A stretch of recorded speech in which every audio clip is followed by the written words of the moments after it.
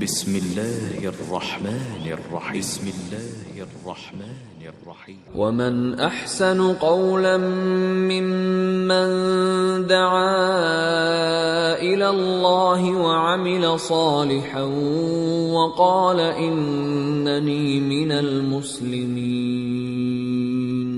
അല്ലാഹുവിങ്കലേക്ക് ക്ഷണിക്കുകയും സൽക്കർമ്മം പ്രവർത്തിക്കുകയും തീർച്ചയായും ഞാൻ മുസ്ലിങ്ങളുടെ കൂട്ടത്തിലാകുന്നു എന്നു പറയുകയും ചെയ്തവനേക്കാൾ വിശിഷ്ടമായ വാക്ക് പറയുന്ന മറ്റാരുണ്ട്?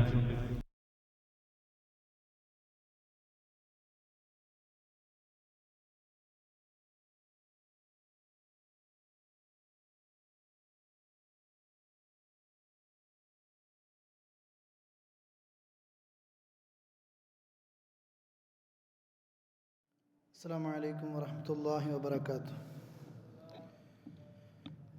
إن الحمد لله نحمده ونستعينه ونؤمن به ونتوكل عليه ونعوذ بالله من شرور أنفسنا ومن سيئات أعمالنا.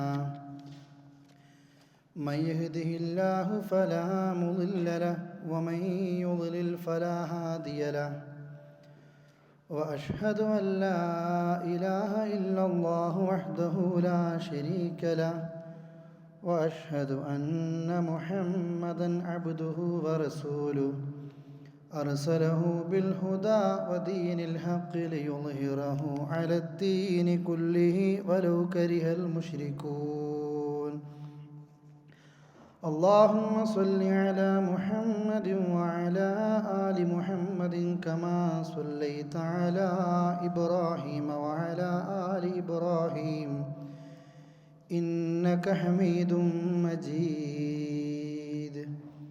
اللهم بارك على محمد وعلى آل محمد كما باركت على إبراهيم وعلى آل إبراهيم إنك حميد مجيد.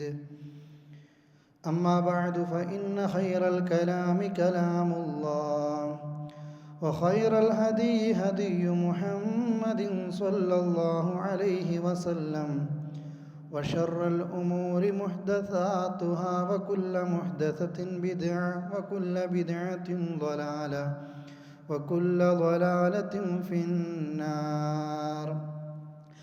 أعوذ بالله من الشيطان الرجيم. بسم الله الرحمن الرحيم. يا أيها الذين آمنوا اتقوا الله حق تقاته ولا تموتن إلا وأنتم مسلمون. സ്നേഹമുള്ള സഹോദരി സഹോദരങ്ങളെ, അള്ളാഹുവിൻ്റെ ദീനിൻ്റെ നിയമനിർദ്ദേശങ്ങൾ എല്ലാ സമയങ്ങളിലും സൂക്ഷിച്ച് ജീവിക്കണമെന്ന് ഓർമ്മിപ്പിക്കുകയാണ് അള്ളാഹുവിൻ്റെ ദീന് പഠിക്കാൻ ഒരുമിച്ച് കൂടിയ നമ്മെ അള്ളാഹു അനുഗ്രഹിക്കുമാറാകട്ടെ. അള്ളാഹുവിൻ്റെ ഫിർദൗസിൽ പ്രവേശിപ്പിക്കുമാറാകട്ടെ. ചെയ്തു പോകുന്ന തെറ്റുകൾ ഗഫൂറും റഹീമുമായ നാഥൻ നമ്മൾക്ക് പൊറുക്കുമാറാകട്ടെ. സഹോദരങ്ങളെ, കഴിഞ്ഞ ക്ലാസ്സിൽ ഒരു മുസ്ലിം എന്ന നിലക്ക് ഏറ്റവും അടിസ്ഥാനമായി അവൻ അറിഞ്ഞിരിക്കേണ്ട അവൻ്റെ ആദർശത്തെക്കുറിച്ചായിരുന്നു നിങ്ങളുടെ ശ്രദ്ധയിൽ ഏതാനും ചില കാര്യങ്ങൾ ഉൾപ്പെടുത്തിയത്. ജീവിതത്തിൻ്റെ ഏത് സന്ദർഭങ്ങളിലും എൻ്റെ എന്ത് പ്രശ്നങ്ങൾക്കും എൻ്റെ എന്ത് ആവശ്യങ്ങൾക്കും എനിക്കെൻ്റെ റബ്ബ് മതിയാകുന്നവനാണ്. അതുകൊണ്ട് തന്നെ ഞാൻ എൻ്റെ ജീവിതത്തിൽ എപ്പോഴും മരിക്കുന്നത് വരെ എൻ്റെ റബ്ബിനോട് മാത്രം ദുആ ചെയ്യുന്നവനായിരിക്കും എന്ന ചിന്തയാണ് ആദ്യമായും പ്രഥമമായും പ്രധാനമായും നാം അറിഞ്ഞിരിക്കേണ്ടത്. ഇതാണ് ലോകത്ത് വന്ന സർവ്വ അമ്പിയാക്കളും ആ സമൂഹത്തോട് എപ്പോഴും പറഞ്ഞുകൊണ്ടേയിരുന്നത്. ഞാനും എനിക്ക് മുമ്പ് കഴിഞ്ഞുപോയ സകല അമ്പിയാക്കളും ആദ്യമായി പറഞ്ഞത് അഫ്ളലു മാ ഖുൽതു അന വൻ നബിയ്യൂന മിൻ ഖബ്ലി ഖൗലു ലാ ഇലാഹ ഇല്ലല്ലാഹ്. ഞാനും എനിക്ക് മുമ്പ് കഴിഞ്ഞുപോയ സകല അമ്പിയാക്കളും ആദ്യമായും പ്രധാനമായും സമൂഹത്തോട് പറഞ്ഞത് ലാ ഇലാഹ ഇല്ലല്ലാഹയായിരുന്നു. എന്താണതിൻ്റെ അർത്ഥം? ലാ മഅബൂദ ബിഹഖിൻ ഇല്ലല്ലാഹ്, യഥാർത്ഥത്തിൽ ആരാധിക്കപ്പെടാനുള്ള അർഹത അള്ളാഹുവിന് മാത്രമേയുള്ളൂ. അള്ളാഹുവിൻ്റെ റസൂൽ പറയുക മാത്രമല്ല, ജീവിതത്തിൽ അത് പ്രഖ്യാപിക്കുകയും ചെയ്തു. ഖുൽ ഇന്നമാ അദ്ഉ റബ്ബി, ഞാൻ എൻ്റെ റബ്ബിനോട് മാത്രമേ ദുആ ചെയ്യുകയുള്ളൂ. വലാ ഉശ്രികു ബിഹി അഹദൻ, ആ റബ്ബിൽ ഒരാളെയും ഞാൻ പങ്കു ചേർക്കുന്നതല്ല. ജീവിതത്തിൽ അള്ളാഹുവിൻ്റെ റസൂലിന് ഒട്ടനവധി പ്രയാസങ്ങൾ നേരിടേണ്ടി വന്നു. കുടുംബങ്ങളിൽ നിന്ന്, തൻ്റെ നാട്ടിൽ നിന്ന്, തൻ്റെ കൂട്ടുകാരിൽ നിന്ന് ഒരുപാട് പ്രയാസങ്ങൾ ആദർശത്തിൻ്റെ പേരിലും മറ്റുള്ള കാര്യങ്ങളിലും അനുഭവിക്കേണ്ടി വന്നപ്പോൾ മുൻകഴിഞ്ഞു പോയ ഏതെങ്കിലും ഒരു നബിയിലേക്ക് അള്ളാഹുവിൻ്റെ റസൂൽ കൈ ഉയർത്തിയിട്ടില്ല. ഏതെങ്കിലും ഒരു നബിയോട്, ഏതെങ്കിലും ഒരു മനുഷ്യരോട്, ഏതെങ്കിലും ഒരു ബീവിയോട് അള്ളാഹുവിൻ്റെ റസൂൽ തേടിയിട്ടില്ല. മറിച്ചോ ഏത് പ്രശ്നങ്ങൾ, അവിടെ കീറി മുറിക്കുന്ന പ്രശ്നങ്ങൾ സംഭവിക്കുമ്പോഴും ഖിബലയുടെ ഭാഗത്തേക്ക് തിരിഞ്ഞ് ഇരു കൈകളും ആകാശത്തേക്ക് ഉയർത്തി റഹ്മാനായ റബ്ബിനോട് നേരം പുലരുവോളം പ്രാർത്ഥിച്ചതായിരുന്നു. ബദറിൽ പോലും, ബദറിൻ്റെ തലേ ദിവസം അള്ളാഹുവിൻ്റെ റസൂലിൻ്റെ ചരിത്രത്തെക്കുറിച്ച് പഠിക്കുമ്പോൾ നമുക്ക് കാണാൻ കഴിയുന്നത്. എന്തുകൊണ്ട് സഹോദരന്മാരെ, എന്തുകൊണ്ട് സഹോദരികളെ, എൻ്റെ പ്രശ്നം തീർക്കാൻ എൻ്റെ റബ്ബിന് മാത്രമേ സാധിക്കുകയുള്ളൂ. എൻ്റെ ആവശ്യങ്ങൾ നിറവേറ്റാൻ എൻ്റെ റബ്ബിന് മാത്രമേ സാധിക്കുകയുള്ളൂ. അതാണ് ഒരു മുസൽമാൻ്റെ ആദർശം, അതാണ് ഒരു മുസ്ലിം കാത്തു സൂക്ഷിക്കേണ്ടത്. പക്ഷേ കഴിഞ്ഞ ക്ലാസ് ഞാൻ സൂചിപ്പിച്ചു, അള്ളാഹുവിനും ജനങ്ങൾക്കുമിടയിൽ ഒരു മറയുണ്ടാക്കാൻ ശ്രമിച്ചു കൊണ്ടിരിക്കുന്ന, റബ്ബിൻ്റെ ദീനി വിറ്റ് ജീവിച്ച് ആ ലാഭം കൊണ്ട് ജീവിക്കാൻ ശ്രദ്ധിച്ചു കൊണ്ടിരിക്കുന്ന പൗരോഹിത്യമാണ് അള്ളാഹുവെ മുഖ്യമന്ത്രിയോട് ഉപമപ്പെടുത്തിയത്. അള്ളാഹുവെ പരിചയമില്ലാത്ത എന്തോ ഒന്നായി ആളുകൾക്കിടയിൽ, ആ നിലക്ക് ആളുകൾക്കിടയിൽ ചിത്രങ്ങൾ ഉണ്ടാക്കിയത്. അതുകൊണ്ടാണ് റബ്ബിനോട് ചോദിക്കാനുള്ള അർഹതയില്ല. പാപങ്ങൾ ചെയ്തു പോകുന്ന മനുഷ്യർക്ക് റബ്ബിനോട് ചോദിക്കാൻ അർഹതയില്ല. നമുക്ക് ചോദിക്കാൻ അർഹതയുള്ളത് തിരുനബിയോട് മാത്രമാണ്, അതുപോലെ ഔലിയാക്കളോട് മാത്രമാണ്. അത് തന്നെ ചോദിക്കാൻ അർഹതയുണ്ടോ എന്ന് അവൻ്റെ മനസ്സിലൊന്ന് പരിശോധിച്ചു നോക്കണമെന്ന് പോലും പഠിപ്പിച്ച് അള്ളാഹുവിൽ നിന്ന് ജനങ്ങളെ അവൻ്റെ സൃഷ്ടിയിലേക്ക് പ്രാർത്ഥനയും അതുപോലെ തന്നെ നേർച്ചയും സത്യങ്ങളും ആരാധനയുടെ കർമ്മങ്ങളും പടച്ച റബ്ബിൻ്റെ സൃഷ്ടിയിലേക്ക് തിരിക്കുന്നത് ഈ പൗരോഹിത്യമായിരുന്നു. ഇസ്ലാമിൻ്റെ ഏറ്റവും അടിസ്ഥാനമായ പ്രാർത്ഥനയിൽ അവർ കൈവച്ചു. അള്ളാഹുവോട് പ്രാർത്ഥിക്കുന്നത് പോലെ അള്ളാഹുവിൻ്റെ ഔലിയാക്കളോട് പ്രാർത്ഥിക്കാൻ ആളുകളെ അവർ പഠിപ്പിച്ചു. അള്ളാഹുവിൻ്റെ അമ്പിയാക്കളോട് പ്രാർത്ഥിച്ചാൽ കുഴപ്പമില്ലെന്ന് പഠിപ്പിച്ചു. ഒരു വേള കേരളക്കരയിൽ ഒരാൾ ഉദാഹരണം പറഞ്ഞു പ്രസംഗങ്ങളിൽ. എന്താണ് ഉദാഹരണം? അള്ളാഹുവോട് പ്രാർത്ഥിക്കുന്നത് നമ്മൾക്ക് അനുവദനീയമാണ്, അള്ളാഹുവിൻ്റെ അമ്പിയാക്കളോടും ഔലിയാക്കളോടും പ്രാർത്ഥിക്കുന്നതും നമുക്ക് അനുവദനീയമാണ്. ഉദാഹരണം പറയുകയാണ്, ആളുകൾക്ക് ബെൻസ് കാറിൽ സഞ്ചരിക്കാം, ആളുകൾക്ക് ബെൻസ് കാറിൽ സഞ്ചരിക്കുന്നത് അവൻ അനുവദിക്കപ്പെട്ടതാണ്. അതേപോലെ തന്നെ സാധാരണക്കാർ സഞ്ചരിക്കുന്ന KSRTC ബസ്സിൽ സഞ്ചരിക്കുന്നതും അവൻ അനുവദിക്കപ്പെട്ടതാണ്. എന്തുകൊണ്ട് ആളുകൾ ബെൻസ് കാറിൽ സഞ്ചരിക്കുന്നു? ആ ബെൻസിൽ അവൻ സഞ്ചരിക്കുകയാണെങ്കിൽ വളരെ സ്പീഡിൽ ലക്ഷ്യസ്ഥാനത്തേക്ക് എത്താൻ സാധിക്കും. വളരെ വേഗതയിൽ, സുഖത്തിൽ, സുന്ദരമായി ലക്ഷ്യസ്ഥാനത്തേക്ക് ഏറ്റവും നല്ല നിലയ്ക്ക് രാജകീയമായി അവനെത്താൻ സാധിക്കും. KSRTCയിൽ സഞ്ചരിക്കുമ്പോഴോ ഒരുപാട് സ്റ്റോപ്പുകളിൽ നിൽക്കും, ഒരുപക്ഷെ വഴിക്ക് വെച്ച് കേടാകും, മാറി കയറേണ്ടി വരും, പ്രയാസങ്ങൾ സഹിക്കേണ്ടി വരും, മണിക്കൂറുകൾ താണ്ടിക്കടക്കേണ്ടി വരും. എന്നിട്ട് എന്ത് പറയുന്നെന്ന് അറിയുമോ? റബ്ബിനോട് നേരിട്ട് ചോദിക്കുന്നത് ഈ KSRTC ബസ്സിൽ യാത്ര ചെയ്യുന്നത് പോലെയാണ്.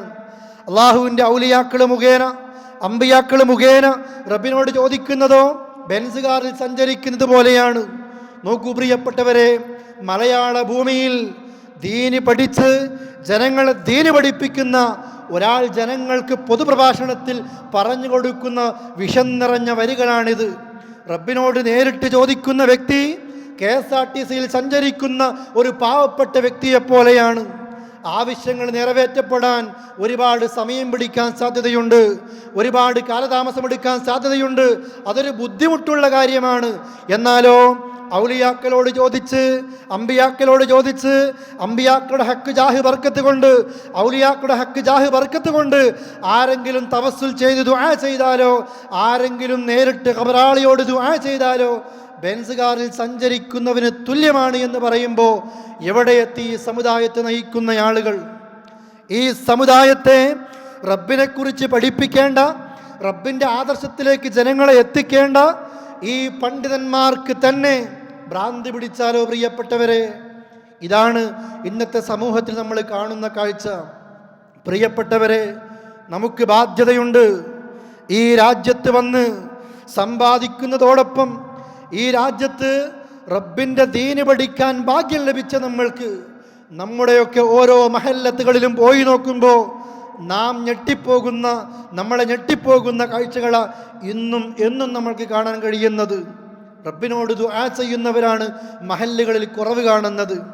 റബ്ബിനോടൊപ്പം മറ്റുള്ളവരോട് ദുആ ചെയ്യുന്നവരെയാണ് മഹാഭൂരിപക്ഷമായിട്ട് കാണാൻ സാധിക്കുന്നതും. ഒരു ഭാഗം അങ്ങനെയാണ്. കഴിഞ്ഞ ക്ലാസ്സിൽ ആ പ്രാർത്ഥനയെക്കുറിച്ച് ഞാൻ നിങ്ങൾക്ക് വിശദീകരിച്ചിരുന്നു. ഇന്ന് ഇതുപോലെ ഇസ്ലാമിൽ പൗരോഹിത്യം കടന്ന് ഇസ്ലാമിൻ്റെ ആദർശത്തെ കത്തിവെച്ചൊരു ഭാഗമാണ് ഖബർ സിയാറത്തുമായി ബന്ധപ്പെട്ട ഭാഗം.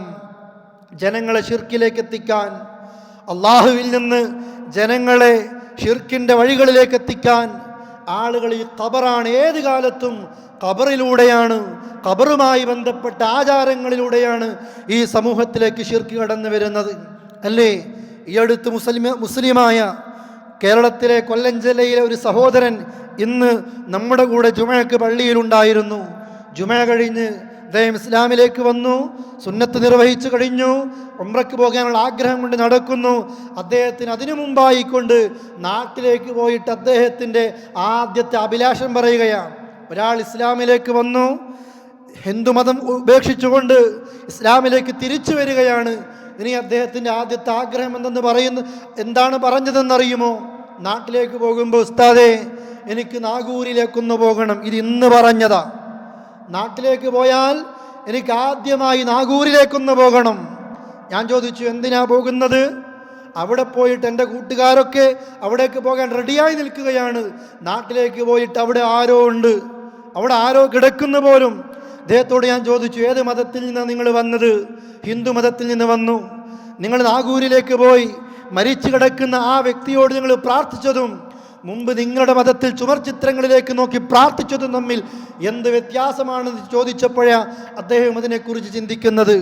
നോക്കൂ സഹോദരങ്ങളെ, മറ്റു മതങ്ങളിൽ നിന്ന് ആ മതം ശരിയല്ലെന്ന് പഠിച്ച് ഇസ്ലാമിലേക്ക് വരുന്ന ഒരാളുടെ മനസ്സുകളിൽ പോലും ചിത്രമുണ്ടാകുന്നത് ഈ നിലക്കൊരു ഖബറിങ്കിലേക്ക് പോകുന്നത് അവരോട് ആവശ്യങ്ങൾ നിറവേറ്റപ്പെടാനാ. അവിടെ കുറേ മഹാന്മാർ അന്തിയുറങ്ങുന്നു, അന്ത്യവിശ്രമം കൊള്ളുന്നു. അതുകൊണ്ട് അവരോട് ചോദിക്കണം, എൻ്റെ പാപങ്ങൾ പറയണം. അല്ലേ? നിങ്ങൾ നോക്കൂ, വേദനാജനകമായ അവസ്ഥയാണിത്. ഇത് പറയുമ്പോൾ പൊതുവെ നമ്മുടെ നാടുകളിലൊക്കെ പൗരോഹിത്യത്തിന് ജീവിക്കാൻ, പൗരോഹിത്യത്തിന് ജനങ്ങളെ തെറ്റിദ്ധരിപ്പിക്കാൻ ഉപയോഗിക്കുന്ന അടവുകളിൽപ്പെട്ട ഏറ്റവും പ്രധാനപ്പെട്ടതാണ് അവർ പറയുന്നു, സലഫികൾക്ക് ഖബർ സിയാറത്തില്ല, സലഫികൾ ഖബർ സിയാറത്തിനെ വെറുക്കുന്നവരാണ്. സ്വന്തം ഉമ്മ മരിച്ചാലും ബാപ്പ മരിച്ചാലും ആ ഖബറിൻ്റെ സമീപത്ത് പോയിട്ട് റബ്ബേ എൻ്റെ ഉമ്മക്ക് പൊറുക്കണേ എന്ന്, എൻ്റെ ബാപ്പക്ക് പൊറുക്കണേ എന്ന് ആ നിലക്ക് ആ ഖബറിങ്കൽ പോയിട്ട് പ്രാർത്ഥിക്കാൻ മടി കാണിക്കുന്നവരാണവർ. അമ്പിയാക്കളോട് അവർക്ക് ബഹുമാനമില്ല, അമ്പിയാക്കളോട് ബഹുമാനമില്ല, ഔലിയാക്കളെ നിഷേധിക്കുന്നവരാണ്. ഈ നിലക്കുള്ള പല കാര്യങ്ങളും പറഞ്ഞ് പ്രചരിപ്പിക്കുന്നു. സഹോദരങ്ങളെ, പഠിക്കണം എന്താണ് ഖബർ സിയാറത്തെന്ന്. സലഫികൾ ഖബർ സിയാറത്ത് നിഷേധിക്കുന്നവരാണോ? അതല്ല ഖബർ സിയാറത്ത് ചെയ്യുന്നവരെന്ന് പറയുന്നതാണോ? അതല്ല ഇന്ന് ഖബർ സിയാറത്തിൻ്റെ പേരിൽ എന്തൊക്കെ പേക്കൂത്തുകളാണ് നടക്കുന്നത് എന്ന് നമ്മളൊന്ന് പരിശോധിച്ച് പഠിക്കേണ്ടതുണ്ട്. അല്ലാഹുവിൻ്റെ റസൂല് പറഞ്ഞു, സ്വഹാബത്തെ, അലാ നിങ്ങൾ അറിയണേ, ഇന്നി ഖദ് നഹൈതുക്കും അൻ സിയാറത്തിൽ ഖുബൂർ. ഖബറിനെയല്ല, ഖബറുകളെ സന്ദർശിക്കുന്നത്, ഖബറുകളെ സിയാറത്ത് ചെയ്യുന്നത് ഞാൻ നിങ്ങൾക്ക് നിഷിദ്ധമാക്കിയിരിക്കുന്നു. എന്തുകൊണ്ട്? ജാഹിലിയത്തിൽ നിങ്ങൾ ശീലിച്ച പല അനാചാരങ്ങളും അന്ധവിശ്വാസങ്ങളും നിങ്ങൾ ഇസ്ലാമിലേക്ക് വന്ന് ആ സമയത്ത് തന്നെ ഖബറിലേക്ക് നിങ്ങൾ തിരിച്ചു പോകുമ്പോൾ ഒരു പക്ഷേ പഴയ ആദർശത്തിലേക്ക് നിങ്ങൾ പോകാൻ അത് മനസ്സിലേക്ക് വരാൻ സാധ്യതയുണ്ട്. അതുകൊണ്ട് ഇസ്ലാമിൻ്റെ ആദ്യകാലത്ത് അള്ളാഹുവിൻ്റെ റസൂൽ സഹാബത്തിന് നിഷിദ്ധമാക്കി. എന്ത്? ഖബർ സിയാറത്ത് നിഷിദ്ധമാക്കി. എന്നിട്ട് പറയുന്നു, അല, നിങ്ങൾ അറിയണേ, ഇപ്പോ നിങ്ങൾ അറിയണേ, ആ ഖബർ സിയാർ അല ഫസൂറുഹ, ആ ഖബറുകളെ നിങ്ങൾ സന്ദർശിക്കണേ. ഏതെങ്കിലും ഒരു ഖബറിനെ അല്ല, ഖബറുകളെ മൊത്തത്തിൽ ഏത് ഖബറിനെയും ഒരു മുസൽമാന് സന്ദർശിക്കാം. മുസ്ലിമിൻ്റെതാകട്ടെ, അമുസ്ലിമിൻ്റെതാകട്ടെ, മുസൽമാൻ്റെതാകട്ടെ, കാഫിറിൻ്റെതാകട്ടെ, ഖബറുകൾ നിങ്ങൾ സന്ദർശിക്കണേ. എന്തിനാ? ഫഇന്നഹ തുദക്കിറുകുമുൽ മൗത്ത്, നിങ്ങൾക്ക് മരണത്തെക്കുറിച്ച് ഓർമ്മിപ്പിക്കാൻ അത് കാരണമാകും. മറ്റൊരു റിവായത്തിൽ കാണാം, ഫഇന്നഹ തുദക്കിറുകുമുൽ ആഖിറ, നാളെ പാരത്രിക ലോകത്തെക്കുറിച്ച് ചിന്തിപ്പിക്കാൻ നിങ്ങൾക്കതൊരു കാരണമാകും. അതുകൊണ്ട് ഏത് ഖബറും സന്ദർശിച്ചോ, മുസ്ലിമെന്നോ അമുസ്ലിമെന്നോ വ്യത്യാസമില്ല. എന്നാൽ ഒരു അമുസ്ലിമിൻ്റെ ഖബറിൻ്റെ സമീപത്തേക്ക് പോകേണ്ടി വന്നാൽ ആ അമുസ്ലിമിന് വേണ്ടി റബ്ബിനോട് ഇസ്തിഗ്ഫാർ ചോദിക്കാൻ പാടില്ല. പ്രാർത്ഥന വിലക്കപ്പെട്ടതാ, ഇസ്തിഗ്ഫാർ വിലക്കപ്പെട്ടതാ. അവൻ കാഫിറായി മരിച്ചവനാ. അതുകൊണ്ട് അവന് വേണ്ടി ദുആ ചെയ്യാൻ പാടില്ല, മാപ്പിരക്കാൻ പാടില്ല. അതുകൊണ്ട് പ്രിയപ്പെട്ടവരെ, ഉമ്മയുടെ മാത്രമല്ല ബാപ്പയുടെ മാത്രമല്ല ഖബർ സന്ദർശിക്കാൻ നാട്ടിലേക്ക് പോകണമെന്നില്ല. ഏത് ഖബറും നമ്മൾക്ക് സന്ദർശിക്കാം. അത് സന്ദർശിക്കണം. എന്തിനാ? എൻ്റെ മരണത്തെക്കുറിച്ച് ഓർക്കാൻ. ഇന്നലെ വരെ എൻ്റെ കൂടെ നടന്ന, ഇന്നലെ എൻ്റെ കൂടെ കിടന്നുറങ്ങിയ, ഇന്നലെ വരെ എനിക്ക് സഹായം ചെയ്ത ധനാഢ്യനായ, സമ്പത്തുള്ള, കഴിവുള്ള, ശേഷിയുള്ള, സ്വാധീനമുള്ള ആ മനുഷ്യനിതാ ഞാൻ നടക്കുന്ന ഭൂമിക്കടിയിലാണ് ഇന്നവൻ കിടക്കുന്നത്. എൻ്റെ മുതലാളി എൻ്റെ താഴെയാണ് ഇന്ന് കിടക്കുന്നത്. അവൻ്റെ മുകളിലൂടെ ഞാൻ ചവിട്ടി നടക്കുകയാണ്. എത്രയെത്ര ധനാഢ്യരാണ് മണ്ണിനടിയിൽ കിടക്കുമ്പോൾ പാവപ്പെട്ട തൊഴിലാളികൾ അവർക്ക് മുകളിലൂടെ നടന്നു പോകുന്നത്. അവനതാ നാളെ വീണ്ടും മരിക്കുന്നു. അവർക്ക് ശേഷം വരുന്ന ആളുകൾ ആ മണ്ണിന് മുകളിലൂടെ നടക്കുകയാണ്. ആ നിലക്കാണ് അല്ലാഹ് ഭൂമിയെ സംവിധാനിച്ചത്. ഖുർആനിൽ കാണാമല്ലോ നമ്മൾക്ക്. ഭൂമിക്ക് മുകളിൽ ജീവിക്കുന്നവരും ഭൂമിക്കടിയിൽ മരിച്ചവർക്ക് വേണ്ടിയാണ് അല്ലാഹ് ഭൂമിയെ ആ നിലക്ക് സംവിധാനിച്ചത്. ഭൂമിക്കടിയിൽ, മണ്ണിനടിയിൽ മരിച്ചവർക്ക് വേണ്ടി അല്ലാഹ് സൗകര്യപ്പെടുത്തി. മുകളിലോ ജീവനുള്ളവർക്കും അല്ലാഹ് സൗകര്യപ്പെടുത്തി. ഇതൊന്നോർക്കാൻ. എത്ര പണക്കാർ മരിച്ചു പോകുന്നു, എത്ര സമ്പത്തുള്ളവർ മരിച്ചു പോകുന്നു. സമ്പത്ത് കൊണ്ട് മരിക്കാതിരിക്കണമെങ്കിൽ ഒരുപാട് രാജാക്കന്മാർ ഇവിടെ മരിക്കാതെ ബാക്കിയാകണമായിരുന്നു. കഴിവ് കൊണ്ട് മരിക്കാതിരിക്കണമെങ്കിൽ ഒരുപാട് കഴിവുള്ളവർ, ഒരുപാട് ആ നിലയ്ക്ക് ശേഷിയുള്ളവർ ഇവിടെ മരിക്കാതിരിക്കണമായിരുന്നു. പാറകൾ തുരന്ന് കൊട്ടാരമുണ്ടാക്കിയവർ, കൊട്ടാരങ്ങൾ നിർമ്മിച്ചവർ, 1000 കൊല്ലം ജീവിച്ചവർ, 950 കൊല്ലം ജീവിച്ചവർ, ആൾബല കയ്യൂക്കിലും കഴിവിലും നമ്മളെക്കാൾ എത്രയോ 10 മടങ്ങ് ശേഷിയുള്ളവർ, പ്രിയപ്പെട്ടവരെ, എല്ലാവരും മരിച്ചു. എല്ലാവരും മരിച്ചുപോയി.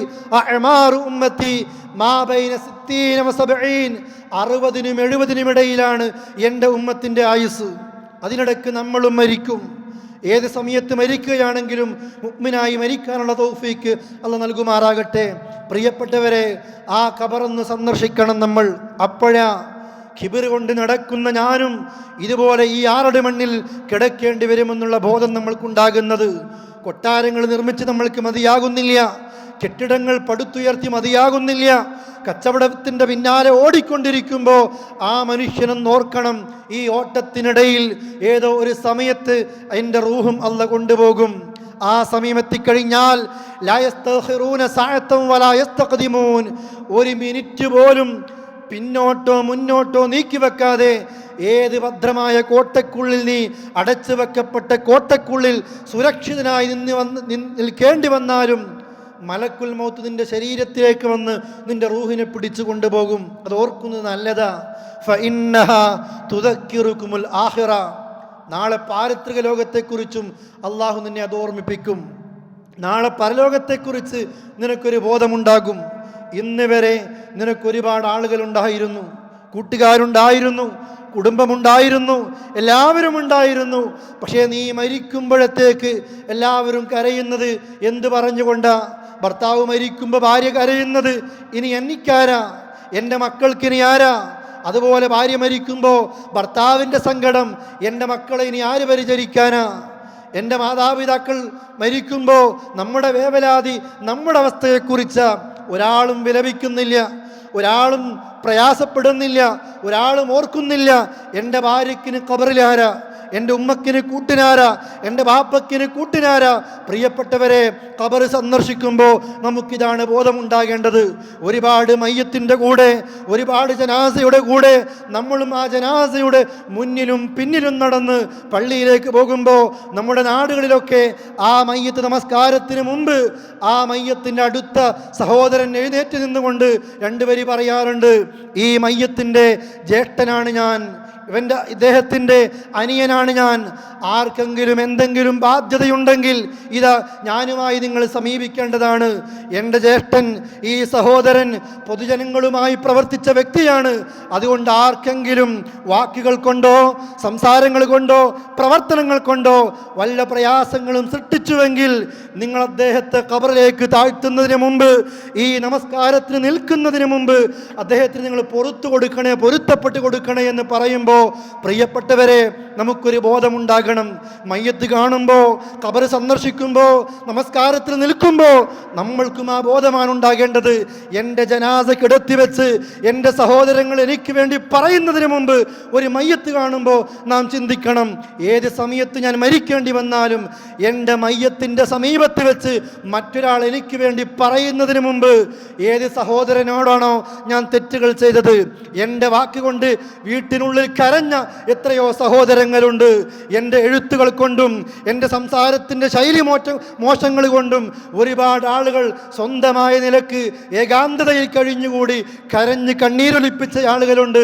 പോയി പറയാൻ സാധിക്കണം, എൻ്റെ ബുദ്ധിശൂന്യത കൊണ്ട്, എൻ്റെ അറിവില്ലായ്മ കൊണ്ട്, എൻ്റെ എടുത്തുചാട്ടം കൊണ്ട്, എൻ്റെ മുൻകോപം കൊണ്ട് ആ സഭയിൽ വെച്ച് എന്നോട് പറഞ്ഞു പോയതാ, ആ സമയത്ത് എന്നോട് സംഭവിച്ചു പോയതാ. എനിക്ക് നിങ്ങൾ പൊരുത്തപ്പെടണം, എനിക്ക് നിങ്ങൾ അല്ലാഹുവോട് എനിക്ക് വേണ്ടി പ്രാർത്ഥിക്കണം. ഇതിനു വേണ്ടിയാ പ്രിയപ്പെട്ടവരെ അലാ ഫസൂറുഹ, ഖബറുകളെ നിങ്ങൾ സന്ദർശിക്കണേ എന്ന് പറഞ്ഞത്. ആ ഖബറിലെത്തിക്കഴിഞ്ഞാൽ ഉമർ റളിയല്ലാഹു അൻഹു പറഞ്ഞില്ലേ, ഭൂമി മുഴുവനും എനിക്ക് സ്വർണം ലഭിക്കുകയാണ്, ഭൂമി മുഴുവനും സ്വർണ്ണ നാണയങ്ങൾ ലഭിക്കുകയാണ്, ഞാൻ പകരം നൽകുമായിരുന്നു. ഖബറിൻ്റെ ഫിത്നയിൽ നിന്ന് രക്ഷപ്പെടാൻ കഴിയില്ല, ഒരാൾക്കും കഴിയില്ല. അതുകൊണ്ട് ആ മുൻഗാമികളായ സലഫുകൾ ഒരു മയ്യത്തിൻ്റെ കൂടെ പോയി ഒരു മയ്യത്ത് ഖബറിലേക്ക് താഴ്ത്തി വെച്ചാൽ ആ തിരിച്ചു വന്ന് വീട്ടിലൊന്ന് രാത്രി വിളക്ക് കത്തിക്കാറില്ലായിരുന്നു. എന്തിനാണെന്നറിയുമോ? ഖബറിൻ്റെ ഇരുട്ടിനെ കുറിച്ചൊന്നോർക്കാൻ. പലരും വീടുകളിൽ ഖബറുകൾ കുഴിച്ച് അതിലൊന്ന് കിടക്കുമായിരുന്നു, ഖബറിൻ്റെ ഭീകരതയെക്കുറിച്ചൊന്നോർക്കാൻ. പക്ഷേ അള്ളാഹുവിൻ്റെ ഖുർആൻ പറയുന്നു, അൽഹാക്കുമുത് തകാസുർ ഹത്താ സുർതുമുൽ മഖാബിർ. ഈ പരസ്പരമുള്ള പെരുമ നടിക്കൽ, ഈ പൊങ്ങച്ചം നടിക്കൽ, ദുനിയാവിൻ്റെ പിന്നാലെ ഓടിക്കൊണ്ട് കിബിർ കാണിക്കുന്ന മനുഷ്യ, നിന്നെ മറപ്പിച്ച് കളയുകയാണ്, നിന്നെ ആകെ അശ്രദ്ധയിലാക്കിയിരിക്കുകയാണ്. ഈ അശ്രദ്ധ ഏതുവരെ? ഹത്താ സുർതുമുൽ മഖാബിർ, നീ ഖബറുകൾ സന്ദർശിക്കുന്നത് വരെ, നിന്നെ ഖബറിലേക്ക് താഴ്ത്തുന്നത് വരെ ദുനിയാവിൻ്റെ പിന്നാലെ നീ ഓടുകയാണ്, നീ ഓടിക്കൊണ്ടിരിക്കുകയാ. പക്ഷെ ഒരു പിടുത്തം വരും നിനക്ക്, നിന്നെ അള്ള പിടിക്കും, നീ പിടക്കുമെന്ന്.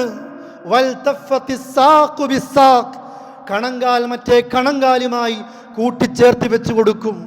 പ്രിയപ്പെട്ടവരെ, ഇതോർക്കാൻ വേണ്ടിയ ഇസ്ലാമിൽ ഖബർ സിയാറത്തിനെ കുറിച്ച് പറഞ്ഞത്. അള്ളാഹുവിൻ്റെ പരലോകത്ത് വകുല്ലുഹും ആതീഹി യൗമൽ ഖിയാമത്തി ഫർദ, ഒറ്റക്കൊറ്റക്ക് റബ്ബിൻ്റെ മുമ്പിൽ നിൽക്കേണ്ടി വരും ഓരോരുത്തരും. അതിൻ്റെ തുടക്കമാണ് മരണം, അതിൻ്റെ പോകുന്ന വഴിയാണ് ഖബർ. അല്ലേ? മരണം വരെ എല്ലാവരും ഉണ്ടായിരുന്നു, മരിച്ചു കഴിഞ്ഞാലും ഖബർ വരെ പണം വരുന്നു, സമ്പത്ത് വരുന്നു, അറിവ് വരുന്നു. പക്ഷേ മയ്യത്ത് നമസ്കാരം കഴിഞ്ഞ് ഖബറിലേക്ക് രണ്ടാളുകൾ ഇറങ്ങി നിന്ന് ആ മയ്യത്തിനെ ഖബറിലേക്ക് താഴ്ത്തും, സഹോദരന്മാരെയും സഹോദരിമാരെയും. എന്നിട്ടോ ആ മയ്യത്തങ്ങ് ഖബറിലേക്ക് താഴ്ത്തി വെച്ച് കഴിഞ്ഞാൽ, പലക വെച്ച് മണ്ണിട്ട് മൂടിക്കഴിഞ്ഞാൽ എല്ലാവരും തിരിച്ചു പോരുകയാണ്. നിന്റെ ഒറ്റക്കുള്ള ജീവിതം തുടങ്ങി. ഇതുവരെ നിനക്ക് നിന്റെ പണത്തിനനുസരിച്ച് കൂട്ടുകാരുണ്ടായിരുന്നു, സ്വാധീനത്തിനനുസരിച്ച് ആളുകളുണ്ടായിരുന്നു. പക്ഷേ നീ ഒറ്റക്കുള്ള ജീവിതം തുടങ്ങിക്കഴിഞ്ഞു. അതിനൊരു ഞെരുക്കലുണ്ടത്രേ. ഇരുവാരിയെല്ലുകളും പൊട്ടിപ്പോകുമാറ് ഖബറിൻ്റെ ഇടുക്കമുണ്ട്. അള്ളാഹു നമ്മെ കാക്കുമാറാകട്ടെ. അവിടെ മുതൽ തുടങ്ങുന്നു. നരകത്തെക്കുറിച്ച് കേൾക്കുമ്പോൾ കരയുന്നതിലപ്പുറത്തേക്ക് മഹാനായ ഉസ്മാൻ റളിയല്ലാഹു അൻഹു ഖബറിനെ കുറിച്ച് കേൾക്കുമ്പോൾ കരയുന്നു. എന്തിന് ഉസ്മാൻ താങ്കൾ ഖബറിനെ കുറിച്ച് കേൾക്കുമ്പോൾ ഇങ്ങനെ കരയുന്നു എന്ന് ചോദിക്കുമ്പോഴും അവിടുന്ന് പറയുന്നത് അൽ ഖബറു അവ്വലു മനാസിലിൽ ആഖിറ, ആഖിറത്തിലേക്കുള്ള യാത്രയിൽ ഒന്നാമത്തെ ഇടത്താവളമാണ് ഖബർ. ഖബറിൽ ആരെങ്കിലും രക്ഷപ്പെട്ടാൽ ശേഷമുള്ളതിൽ അവൻ എളുപ്പമായി കഴിഞ്ഞു. ഖബറിൽ ആരെങ്കിലും പരാജയപ്പെട്ടാലോ വരാനിരിക്കുന്നത് ഭയാനകം തന്നെയെന്ന് ഉസ്മാൻ റളിയല്ലാഹു അൻഹു പറയുന്നു. സ്വഹാബത്ത് പേടിച്ചു, അവർ പേടിച്ചു. പ്രിയപ്പെട്ടവരെ, ആ ഖബർ മുതൽ അവൻ ഒറ്റക്കാവുകയാണ്. അള്ളാഹുവിൻ്റെ പരലോകത്തും ഒറ്റക്കാവുകയാണ്. ഉമ്മക്ക് മക്കളെ വേണ്ട, ബാപ്പയ്ക്ക് മക്കളെ വേണ്ട, മക്കൾക്ക് മാതാപിതാക്കളെ വേണ്ട, കൂട്ടുകാരെ വേണ്ട, ആരെയും വേണ്ട. നഫ്സി നഫ്സി യാ നഫ്സി, എനിക്കെൻ്റെ നഫ്സ്, എനിക്കെൻ്റെ നഫ്സ് മതി. ഞാൻ ആ നിലക്ക് എല്ലാവരിൽ നിന്നും മാറി ഒറ്റക്കൊറ്റക്ക് ചിന്തിക്കുന്ന പരലോകം ഇതോർക്കാൻ കഴിയും എപ്പോഴ്? ഒരു ഖബർ സന്ദർശിക്കുമ്പോൾ. അതിന് ഏത് ഖബറും സന്ദർശിക്കാം. അതുകൊണ്ട് നാം ഖബർ സന്ദർശിക്കുന്നത് ഒന്ന് മരണത്തെക്കുറിച്ച് ഓർക്കാനാ, രണ്ടാമത് ഇസ്ലാം പഠിപ്പിക്കുന്നത് പരലോകത്തെക്കുറിച്ച് ഓർക്കാനാ, മൂന്നാമത് നാം മനസ്സിലാക്കേണ്ടത് ഖബർ സന്ദർശിക്കുമ്പോൾ പോകുമ്പോൾ അവർക്ക് വേണ്ടി പ്രാർത്ഥിക്കാൻ വേണ്ടി മാത്രമല്ല പോകുന്നത്, എൻ്റെ മരണത്തെക്കുറിച്ച് ഓർക്കാനാ ഏത് ഖബറും സന്ദർശിക്കാൻ പറഞ്ഞത്. ഖബറുകളെ സന്ദർശിക്കാനാ പറഞ്ഞത്. അത് ഉമ്മൻ്റെയാകുമ്പോഴോ കൂടുതൽ പേടിയുണ്ടാകും, ബാപ്പൻ്റെതാകുമ്പോഴോ കൂടുതൽ ഭക്തി ഉണ്ടാകും. എന്നാലും ഏത് ഖബറുകളും സന്ദർശിക്കണം അല്ലാഹുവിൻ്റെ റസൂൽ പറയുന്നു. അങ്ങനെയാണ് ഇസ്ലാം പഠിപ്പിക്കുന്നത്. മൂന്നാമത് പോകുമ്പോൾ അവർക്ക് വേണ്ടി പ്രാർത്ഥിക്കാം. അല്ലേ? നാം ചിന്തിക്കും, ഇന്നലെ വരെ എൻ്റെ കൂടെയുള്ളവർ ഇന്ന് ഖബറിലേക്കായി. എന്നാൽ സഹോദരങ്ങളെ, ഇതായിരുന്നു ഇസ്ലാമിൻ്റെ ഖബർ സിയാറത്തിൻ്റെ ലക്ഷ്യം. ഇത് അള്ളാഹുവിൻ്റെ റസൂൽ പഠിപ്പിച്ച സിയാറത്ത് ഇതാണ്. സഹാബത്ത് കേട്ടുപഠിച്ചത് ഇതാണ്. സലഫുസ് സ്വാലിഹീങ്ങൾ പഠിച്ചത് ഇതാണ്. ലോകത്തൊരാളും ഇതിനെതിർക്കുന്നില്ല. സലഫികൾ ഇതിനെതിർക്കുന്നില്ല. ഇത് അംഗീകരിക്കുന്നവരും ഇത് പ്രചരിപ്പിക്കുന്നവരും ഇത് നിർബന്ധമായി ചെയ്യണമെന്ന് പറയുന്നവരാണ് സലഫികൾ. പക്ഷേ പൗരോഹിത്യത്തിന് ജീവിക്കാൻ, ആളുകളെ തെറ്റിദ്ധരിപ്പിക്കാൻ അവർ പറയുന്നു, കണ്ടോ സലഫികൾ ഖബർ സിയാറത്തിനെതിരാണ്. ആരാണെതിര്? ആരാണ് ഈ സിയാറത്ത് പാടില്ലെന്ന് പറഞ്ഞവർ? പക്ഷേ ഈ സിയാറത്തിൻ്റെ പേരിൽ പ്രിയപ്പെട്ടവരെ ഇന്ന് ഖബർ വ്യവസായം എന്ന പേരിട്ട് ഖബർ വ്യവസായങ്ങൾ തുടങ്ങി. ഖബറുകൾ കെട്ടിപ്പൊന്തിച്ച് ഖബറിൻ്റെ സമീപത്തേക്ക് ആളുകളെ കൊണ്ടുപോയി ആ ഖബറാളിയോട് ദുആ ചെയ്യുന്ന സമ്പ്രദായം ഇന്ന് നമ്മുടെ നാടുകളിൽ കാണാം. ജൂതരിലൂടെ, ഷിയാക്കളിലൂടെ, ദ്വീപിലൂടെ നമ്മുടെ നാട്ടിലേക്ക് വന്നത് അല്ലേ? ആ നിലക്ക് ഖബറുമായി ബന്ധപ്പെട്ട ഒരുപാട് അനാചാരങ്ങൾ നമ്മുടെ നാട്ടിലേക്ക് വന്നു. റസൂൽ താക്കീത് ചെയ്ത വിഷയമാണിത്. ലഅനല്ലാഹുൽ യഹൂദ വന്നസ്വാറ ഇത്തഖദു ഖുബൂറ അംബിയാഇഹിം മസാജിദ. റബീഉൽ അവ്വൽ 12 മരിക്കുന്നു. മരണത്തിൻ്റെ 5 ദിവസം മുമ്പ് മദീനത്തെ പള്ളിയുടെ പവിത്രമായ മിമ്പറിൽ കയറി ളുഹർ നമസ്കാരത്തിന് മുമ്പ് അല്ലാഹുവിൻ്റെ റസൂൽ മിമ്പറിൽ കയറി പറയാ, സ്വഹാബത്തെ, ലഅനല്ലാഹുൽ യഹൂദ വന്നസ്വാറ, ജൂതരെയും ക്രിസ്ത്യാനികളെയും പടച്ച റബ്ബ് ശപിക്കട്ടെ, ശപിച്ചിരിക്കുന്നു. എന്തിനാ? ഇത്തഖദു ഖുബൂറ അംബിയാഇഹിം മസാജിദ. അവരുടെ അമ്പിയാക്കൾ മരിച്ചുപോയാൽ ആ ഖബറുകളെ കെട്ടിപ്പൊന്തിച്ച് പ്രാർത്ഥനാ കേന്ദ്രങ്ങളാക്കി അവർ മാറ്റിയിരുന്നു. ലഅനല്ലാഹ് ഔ ഖാതലല്ലാഹ്, അല്ലാഹ് അവരെ നശിപ്പിക്കട്ടെ. എന്തുകൊണ്ടാ? ഇദാ മാത ഫീഹിം റജുലുൻ സ്വാലിഹുൻ ബനു അലാ ഖബരിഹിം മസ്ജിദ. ഒരു സ്വാലിഹായ മനുഷ്യൻ, നേരത്തെ അമ്പിയാക്കൾ എന്ന് പറഞ്ഞു, ഇവിടെ പറയുന്നു സ്വാലിഹായ മനുഷ്യരെന്ന് പറയുന്നു. ഒരു സ്വാലിഹായ മനുഷ്യർ ജൂതരിൽ നിന്ന് മരിച്ചുപോയാൽ ആ ഖബറുകളെ കെട്ടിപ്പൊന്തിച്ച് ആരാധനാ കേന്ദ്രങ്ങളാക്കി മാറ്റി ആ ഖബറാളിയോട് പ്രാർത്ഥിക്കുന്ന സമ്പ്രദായം ആ ജൂതരിലുണ്ടായി. അവരെ റബ്ബ് നശിപ്പിക്കട്ടെ. മരിക്കുന്നതിൻ്റെ 5 ദിവസം മുമ്പ് പറഞ്ഞു. മരിക്കുന്നതിൻ്റെ തലേ ദിവസം, മരിക്കുന്നതിന് തൊട്ട് മുമ്പ് റബീഉൽ അവ്വൽ 12 ഒരു ളുഹാ നേരത്ത അല്ലാഹുവിൻ്റെ റസൂൽ, നമ്മുടെ മുത്ത് റസൂൽ ഈ ലോകത്ത് നിന്ന് വിട പറഞ്ഞു പോയത്. ആ മരിക്കുന്നതിൻ്റെ തൊട്ട് മുമ്പ് അവിടുന്ന് എന്തൊക്കെയോ പറയുന്നുണ്ട്, കേൾക്കുന്നില്ല. നമ്മുടെ ഉമ്മ മഹദിയായ ആയിഷ റളിയല്ലാഹു അൻഹാ തൻ്റെ ചെവി വെച്ച് നോക്കി, എന്താണ് അല്ലാഹുവിൻ്റെ റസൂൽ അവിടുത്തെ ശറഫാക്കപ്പെട്ട ചുണ്ടുകൾ കൊണ്ട് പറയുന്നത് എന്ന്. ആയിഷത്ത് ബീബി പറയുന്നു, ഞാൻ കേട്ടത് അവിടുന്ന് മരിക്കുന്നതിൻ്റെ നിമിഷങ്ങൾക്ക് മുമ്പും പറയുകയാണ്, ലഅനല്ലാഹുൽ യഹൂദ വന്നസ്വാറ ഇത്തഖദു ഖുബൂറ അംബിയാഇഹിം മസാജിദ. ലോകത്ത് ജൂതരെയും ക്രിസ്ത്യാനികളെയും പടച്ച റബ്ബ് ശപിക്കട്ടെ. എന്തിന് ശപിക്കട്ടെ? ഒരുപാട് തെറ്റുകൾ അവർ ചെയ്തുവെങ്കിലും മരിക്കുന്നതിൻ്റെ മുമ്പ് മുത്ത് മുഹമ്മദ് മുസ്തഫക്ക് പറയാനുള്ളത് ഇത്തഖദു ഖുബൂറ അംബിയാഇഹിം മസാജിദ. അവരിൽ കഴിഞ്ഞുപോയ അമ്പിയാക്കളുടെ ഖബറുകളെ കെട്ടിപ്പൊന്തിച്ച് പ്രാർത്ഥനാ കേന്ദ്രങ്ങളാക്കി മാറ്റുന്ന വൃത്തികെട്ട സ്വഭാവമായിരുന്നു ഈ ജൂതർക്കുള്ളത്. അതുകൊണ്ട് മുസ്ലിം ലോകമേ, ലാ തജ്അലു ഖബരി വസ്നൻ യുഅബദ്, എൻ്റെ ഖബറിനെ നിങ്ങൾ ആരാധിക്കപ്പെടുന്ന വിഗ്രഹമാക്കി മാറ്റരുതേ. ലാ തജ്അലു ഖബരി ഈദ, എൻ്റെ ഖബറിനെ നിങ്ങൾ ഒരു ഉത്സവപ്പറമ്പാക്കി മാറ്റരുതേ, ഒരു ഉത്സവ കേന്ദ്രമാക്കി മാറ്റരുതേ. അല്ലാഹുമ്മ ലാ തജ്അൽ ഖബരി ഈദ, നാദാ എൻ്റെ ഖബറിനെ നീ ഒരു ഉത്സവ സ്ഥലമാക്കി മാറ്റരുതേ എന്ന് പ്രാർത്ഥിക്കുന്നു. നോക്കൂ നിങ്ങൾ, ജൂതൻ്റെ സമ്പ്രദായമായിരുന്നു ഇത്. ഖബറുകൾ അമ്പിയാക്കൾ മരിച്ചാൽ, സ്വാലിഹീങ്ങൾ മരിച്ചാൽ അവർ മരിച്ചുപോയ ആ പ്രത്യേകമായ സ്ഥലത്ത്, അവിടെ മറമാടിയ സ്ഥലത്ത് ബിൽഡിങ്ങുകൾ ഉണ്ടാക്കി, കെട്ടിടങ്ങൾ ഉണ്ടാക്കി അവിടേക്ക് പോയി ആ ഖബറാളിയോട് പ്രാർത്ഥിക്കുന്ന സ്വഭാവം ജൂതർ ലോകത്ത് തുടങ്ങി. ജൂതൻ്റെ സൈറ്റുകളിൽ പോയാൽ ഇന്നും കാണാം, അല്ലേ? അതുപോലെ ജൂതന്മാർ ഷിയാക്കളിലേക്ക് എത്തിച്ചു ഇത്, ഷിയാക്കൾ ഏറ്റെടുത്തു ഇത്. ആ ഷിയാക്കൾ ദ്വീപിലൂടെ നമ്മുടെ കേരളക്കരയിലേക്ക് വന്നു. കഴിഞ്ഞ ക്ലാസ്സിൽ ഞാൻ സൂചിപ്പിച്ചിരുന്നു, അങ്ങനെയാ കൊണ്ടോട്ടിയിൽ ജാറമുണ്ടായത്. ഇറാനിലെ ഷിയാക്കളുടെ ജാറത്തോട് സാമ്യമായ ജാറം കൊണ്ടോട്ടിയിൽ വന്നത് അങ്ങനെയായിരുന്നു. കൊണ്ടോട്ടിക്കാരെന്നതിനെ എതിർത്തു, അതേപോലത്തെ മറ്റുള്ള നാട്ടുകാരെതിർത്തു.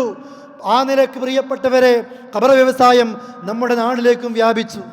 ഈ റസൂലുള്ളാന്റെ ഈ വസിയ്യത്ത്, മരിക്കുന്നതിന് തൊട്ട് മുമ്പ് പോലും ചെയ്ത ഈ വസിയ്യത്തിനെ കാറ്റിൽ പറത്തിയിട്ട നമ്മുടെ കാസർഗോഡ് ജില്ലയിൽ നിങ്ങൾക്ക് കാണാം, ഒരു കാലത്ത് അവിടെ ഉണ്ടായിരുന്നു ഖബർ തോട്ടമുണ്ടായിരുന്നു. ഇന്ന് കാണാൻ കഴിയുന്നില്ല. നിങ്ങൾ നോക്കൂ, കാസർഗോഡ് മുതൽ, അതല്ലെങ്കിൽ മംഗലാപുരം മുതൽ കേരളത്തിൻ്റെ തെക്കേയറ്റമായ തിരുവനന്തപുരം, കന്യാകുമാരി വരെ ഒരു യാത്ര ചെയ്താൽ എത്ര ഖബറുകളെയാണ് പൊങ്ങിക്കിടക്കുന്നത് നമ്മൾ കാണുന്നത്, അല്ലേ? പച്ച കളറിലും ചുവപ്പ് കളറിലും പലനിരക്കുള്ള രീതിയിലും ഖബറുകൾ പടുത്തുയർത്തപ്പെട്ട ഖബറുകളായി കാണാൻ സാധിക്കുന്നു. പ്രിയപ്പെട്ടവരെ, റോഡ് സൈഡുകളിൽ ചുരം കയറുമ്പോൾ, ചുരം കയറിക്കഴിഞ്ഞാൽ അതുപോലെ അങ്ങ് കാസർഗോഡ് മുതൽ, അതുപോലെ തന്നെ കണ്ണൂർ പയ്യന്നൂർ, അവിടെ നിന്ന് വന്ന് കണ്ണൂർ അങ്ങാടിയിൽ, അതുപോലെ തന്നെ കോഴിക്കോടും, അതുപോലെ തന്നെ മടവൂരിലും, അങ്ങനെ കുറ്റിപ്പുറം ഭാഗത്തും പാലക്കാട് ഭാഗങ്ങളിലും വയനാട് ഭാഗങ്ങളിലും എവിടെയായി ഇല്ലാത്തത് ഖബറിൻ്റെ സമീപത്തൊരു ഭണ്ഡാരം കാണുന്നു, ആളുകൾ പൈസ എറിയുന്നു. പ്രിയപ്പെട്ടവരെ, എവിടുന്ന് വന്നു ഇത്? എന്തിന് പണമെറിയുന്നു? എന്തിന് ആളുകൾ അങ്ങോട്ടേക്ക് പോകുന്നു? കാസർഗോഡുള്ളവർ ഭീമാപ്പള്ളിയിലേക്ക് പോകുന്നു, തിരുവനന്തപുരക്കാർ കാസർഗോഡേക്ക് പോകുന്നു. എന്തിനാ പോകുന്നത്? മരണത്തെക്കുറിച്ച് ഓർക്കാനാണോ? അതുപോലെ പരലോകത്തെക്കുറിച്ച് ഓർക്കാനാണോ? ഭീമാപ്പള്ളി ഉമ്മക്ക് റബ്ബ് പൊറുക്കട്ടെ എന്ന് പ്രാർത്ഥിക്കാനാണോ? ഒരിക്കലുമല്ല. മടവൂരിൽ പോകുന്നത് മടവൂര് തങ്ങൾക്ക് പൊറുക്കാൻ വേണ്ടിയിട്ടല്ല. പുത്തമ്പള്ളിയിൽ പോകുന്നത് അവിടെ കിടക്കുന്ന ആളിന് പൊറുക്കാൻ വേണ്ടിയല്ല. മമ്പുറത്ത് പോകുന്നത് സൈദലവി തങ്ങൾക്ക് പൊറുക്കണേ എന്ന് റബ്ബിനോട് പ്രാർത്ഥിക്കാൻ വേണ്ടിയല്ല. മറിച്ചോ, പേപ്പട്ടി വിഷബാധ ഉണ്ടാകുമ്പോൾ പുത്തമ്പള്ളിയിലേക്ക് പോയിക്കോ, പൊന്നാനിയിലേക്ക് പോയിക്കോ. തീപ്പൊള്ളി ശരീരമാകെ പിടയുന്ന കുഞ്ഞുമായിട്ട്, അതുപോലെ തന്നെ മുനമ്പത്ത് ബീവിയുടെ ജാറത്തിൻ്റെ സമീപത്ത് വന്ന് കരയുന്ന മുസ്ലിം ഉമ്മയെ കാണാൻ കഴിഞ്ഞിട്ടുണ്ട്. പ്രിയപ്പെട്ടവരെ, നോക്കൂ നിങ്ങൾ, മക്കളില്ലാത്തവർ, വിസയില്ലാത്തവർ, ഗൾഫിൽ പോയി ജോലിയില്ലാത്തവർ, ഭർത്താവിനെ കാണാത്തവർ, ഭാര്യയെ കാണാത്തവർ, ശരീരത്തിൽ വിഷമുള്ളവർ, വിഷം കയറിപ്പോയവർ, ക്യാൻസർ ബാധിച്ചവർ, എന്തിൻ്റെയൊക്കെ പേരിലാ ആഗ്രഹങ്ങൾ സഫലീകരിക്കാൻ ആളുകൾ ഇങ്ങനെ ഓടുകയാണ് ഒരു ജാറത്തിൽ നിന്ന് ഒരു ജാറത്തിലേക്ക്, അല്ലേ? നമ്മുടെ നാട്ടിൽ ഈ അടുത്ത് പരസ്യങ്ങൾ കാണാം, സിയാറത്ത് ടൂറ്, അജ്മീർ, നാഗൂർ, ഭീമാപ്പള്ളി, അവസാനം എറണാകുളത്തെ ലുലു ഹൈപ്പർ മാർക്കറ്റിലും സിയാറത്തിൻ്റെ പരസ്യമാണിത്. സ്കൂൾ കുട്ടികൾ ടൂറ് പോകുന്നത് പോലെ, കോളേജിൽ നിന്ന് ടൂറ് പോകുന്നത് പോലെ സിയാറത്തിൻ്റെ പരസ്യം. ലോകത്ത് 3 പള്ളിയിലേക്കല്ലാതെ ഒരു മുസൽമാനെ വാഹനം സജ്ജമാക്കി യാത്ര ചെയ്യാൻ പാടില്ല. ഒന്നത് മക്കത്തെ പള്ളിയ, ഒന്ന് മദീനത്തെ പള്ളിയ, ഒന്ന് ഫലസ്തീനിലെ ബൈത്തുൽ മുഖദ്ദസ. ഈ 3 പള്ളിയല്ലാത്ത ലോകത്ത് മറ്റേത് പള്ളികളും തൈക്കാവ് എന്ന പേരിലും സ്രാമ്പി എന്ന പേരിലും പള്ളി എന്ന പേരിലും ജുമുഅപ്പള്ളി എന്ന പേരിലും നമ്മൾ എന്തൊക്കെ പറയുന്നുണ്ടോ എല്ലാ പള്ളികളും ഒരുപോലെയാണ്. എല്ലാ പള്ളികളും ഒരുപോലെയാണ്. ലോകത്ത് ഈ 3 പള്ളികൾ ഒഴികെ ഈ 3 പള്ളികളിലേക്ക് മാത്രമാണ് വാഹനം സജ്ജമാക്കി യാത്ര പോകാൻ നമ്മൾക്ക് ഇസ്ലാം അനുവദിക്കുന്നത്. പക്ഷേ ആളുകൾ ഇങ്ങനെ ഖബറുള്ള പള്ളിയിലേക്ക് യാത്രയാവുകയാണ്. അവിടെ ഖബറുകൾ കെട്ടിപ്പൊന്തിക്കുകയാണ്. എന്താണ്? ഖാസിം റഹ്മത്തുള്ളാഹി അലൈഹി അവിടുന്ന് മഹദിയായ നമ്മുടെ ഉമ്മയുടെ അടുത്തേക്ക് വന്ന് ചോദിക്കുന്നു, അല്ലയോ ഉമ്മ, യാ ഉമ്മ അഖ്ബിരീനി, താങ്കളെന്നെ ഉമ്മ എനിക്കൊന്ന് പറഞ്ഞതാ, അള്ളാഹുവിൻ്റെ റസൂലിൻ്റെ ഖബറിനെ കുറിച്ച് പറയൂ, സിദ്ദീഖുൽ അക്ബറിൻ്റെ ഖബറിനെ കുറിച്ച് പറയൂ, അതുപോലെ ഉമർ റളിയല്ലാഹു അൻഹുവിൻ്റെ ഖബറിനെ കുറിച്ച് എനിക്കൊന്ന് പറയൂ എന്ന് പറഞ്ഞപ്പോൾ നമ്മുടെ ഉമ്മ മഹദിയായ ആയിഷ റളിയല്ലാഹു അൻഹ അവരാണ് റസൂലുള്ളാഹിൻ്റെ ഖബറിനെ കുറിച്ച് പറയാൻ ഏറ്റവും അനുയോജ്യരായ വ്യക്തിത്വത്തിൻ്റെ ഉടമത്വം അല്ലേ? എന്തുകൊണ്ട്? നമ്മുടെ ഉമ്മ ജീവിച്ചിരുന്ന, ഉമ്മ താമസിച്ചിരുന്ന റൂമിലായിരുന്നു അള്ളാഹുവിൻ്റെ റസൂലിൻ്റെ ഖബർ. അമ്പിയാക്കൾ എവിടെയാണോ മരിക്കുന്നത് അവിടെയാണ് അവരുടെ ഖബർ. അള്ളാഹുവിൻ്റെ റസൂൽ മരിച്ചത് ആയിഷ ബീവിയുടെ റൂമിലായിരുന്നു. അതുകൊണ്ട് തന്നെ ആ റൂമിലാണ് അവിടുത്തെ ഷറഫാക്കപ്പെട്ട ശരീരം ഖബറടക്കപ്പെട്ടത്. ആ റൂമിൽ അള്ളാഹുവിൻ്റെ റസൂൽ മരിച്ച് ഒരു വിരിക്കപ്പുറത്ത് ആയിഷ റളിയല്ലാഹു അൻഹ 40ഓളം കൊല്ലം ജീവിച്ചു. ആ ആയിഷ റളിയല്ലാഹു അൻഹ ഖാസിം റഹ്മത്തുള്ളാഹി അലൈഹിയോട് പറയുന്നത്, എനിക്കറിയാം റസൂലുള്ളാഹിൻ്റെ ഖബർ എത്രയാണെന്ന്, അബൂബക്കറിൻ്റെ ഖബർ എത്രയാണെന്ന്, ഉമറിൻ്റെ ഖബർ എത്രയാണെന്ന് അവർ പറഞ്ഞു കൊടുക്കുകയാണ്. അള്ളാഹുവിൻ്റെ റസൂലിൻ്റെ ഖബർ ഭൂമിയിൽ നേരെ നിരപ്പായ രീതിയിലല്ല, പൊങ്ങി നിൽക്കുന്ന രീതിയിലുമല്ല, മറിച്ചോ ഹദീസിൽ കാണുന്നത് പോലെ ഖദ്റ ശിബിരിൻ, ഒരു ചാണ് മാത്രമാണ് ഉയർത്തപ്പെട്ടത്, ഒരു ചാണ് മാത്രമാണ് ഉയർത്തപ്പെട്ടത്. എന്തുകൊണ്ടാ? ഇസ്ലാമിൽ ഒരാളുടെ ഖബറിൻ്റെ ഉയരം ഒരു ചാണാണ്. അതിനപ്പുറത്തേക്ക് അല്ലാഹുവിൻ്റെ റസൂൽ പറയുന്നു, ആ നിലക്ക് ഒരു ചാണിനപ്പുറത്തേക്ക് ഉയർന്നു നിൽക്കുന്ന ഖബർ ഒരാളുടെ ഇസ്ലാമികമായ രീതിയിലുള്ള ഖബറല്ല. മഹാനായ ജാബിർ റളിയല്ലാഹു അൻഹു പറയുന്നു, നഹാ റസൂലുള്ളാഹി സ്വല്ലല്ലാഹു അലൈഹി വസല്ലം, റബ്ബിൻ്റെ റസൂൽ വിരോധിച്ചിരിക്കുന്നു, ഐ യുജസ്സൽ ഖബറു, ഖബറിന് കുമ്മായം തേൽക്കൽ, വഅൻ യുഖഅദ അലൈഹി, ഖബറിന്മേൽ ഇരിക്കൽ, വഅൻ യുബ്ന അലൈഹി, ഖബറിന്മേൽ പടുക്കൽ, നിർമ്മിക്കൽ. അല്ലേ? എത്ര ജാറങ്ങളാണ് നിർമ്മിച്ചു കൊണ്ടിരിക്കുന്നത്, എത്രയാ സിമെന്റ് അടിച്ച് കുമ്മായം തേച്ച് പച്ച പെയിന്റ് അടിച്ച്, അല്ലേ? ഒരു ഹമ്പൊന്ന് ഉയർന്നു കണ്ടാൽ അതിനൊന്ന് പച്ച പെയിന്റ് അടിച്ചാൽ അത് ഖബറാണെന്ന് തെറ്റിദ്ധരിക്കുന്ന ഒരു ലോകത്താണ് നമ്മൾ ജീവിക്കുന്നത്. എത്രയാ പ്രിയപ്പെട്ടവരെ ഉയരം! ഒന്ന് ഖബറാണെന്ന് തിരിച്ചറിയാൻ ഒരു ചാണാണ് ഉയരം. അതുകൊണ്ട് റസൂൽ വിരോധിക്കുന്നു ഖബറിൽ കുമ്മായം തേക്കുന്നതും ഖബറിന്മേൽ ഇരിക്കുന്നതും ഖബറിന്മേൽ പടുക്കുന്നതും. അതുപോലെ തന്നെ അലി റളിയല്ലാഹു അൻഹു എന്നോട് പറഞ്ഞുവെന്ന് ഹയ്യാജ് പറയാണ്. എന്താണ് പറയുന്നത്? അലി എന്നോട് പറഞ്ഞു, അല അബ്അസുക അലാ മാ ബഅസനി അലൈഹി റസൂലുള്ളാഹി സ്വല്ലല്ലാഹു അലൈഹി വസല്ലം. ഇദാ ഹയ്യാജ്, ഞാൻ താങ്കളെ നിയോഗിക്കുന്നു. എന്തിനെന്നോ? എൻ്റെ റസൂൽ എന്നെ നിയോഗിച്ച ഒരു വിഷയത്തിലാണ് ഞാൻ താങ്കളെയും നിയോഗിക്കുന്നത്. അല്ലാ തദഅ തിംസാലൻ ഇല്ലാ തമസ്തഹു, ഒരു വിഗ്രഹത്തെയും നശിപ്പിക്കാതെ പോകരുത്, ഒരു വിഗ്രഹത്തെയും നശിപ്പിക്കാതെ പോകരുത്. അലി റളിയല്ലാഹു അൻഹുവിൻ്റെ ഭരണകാലത്ത് ഒരു കാര്യം പഠിപ്പിക്കുക. അതുപോലെയോ വലാ ഖബറൻ മുശ്രിഫൻ ഇല്ലാ സവൈതുഹു, ഉയർന്നു നിൽക്കുന്ന ഒരു ഖബറും തട്ടി നിരപ്പാക്കാതെ പോകരുത്, ഉയർന്നു നിൽക്കുന്ന ഒരു ഖബറും തട്ടി നിരപ്പാക്കാതെ പോകരുത്. കാരണം ഇത് ജൂതൻ്റെ സമ്പ്രദായമാണ്, ഇത് ജൂതൻ്റെ സമ്പ്രദായമാണ്.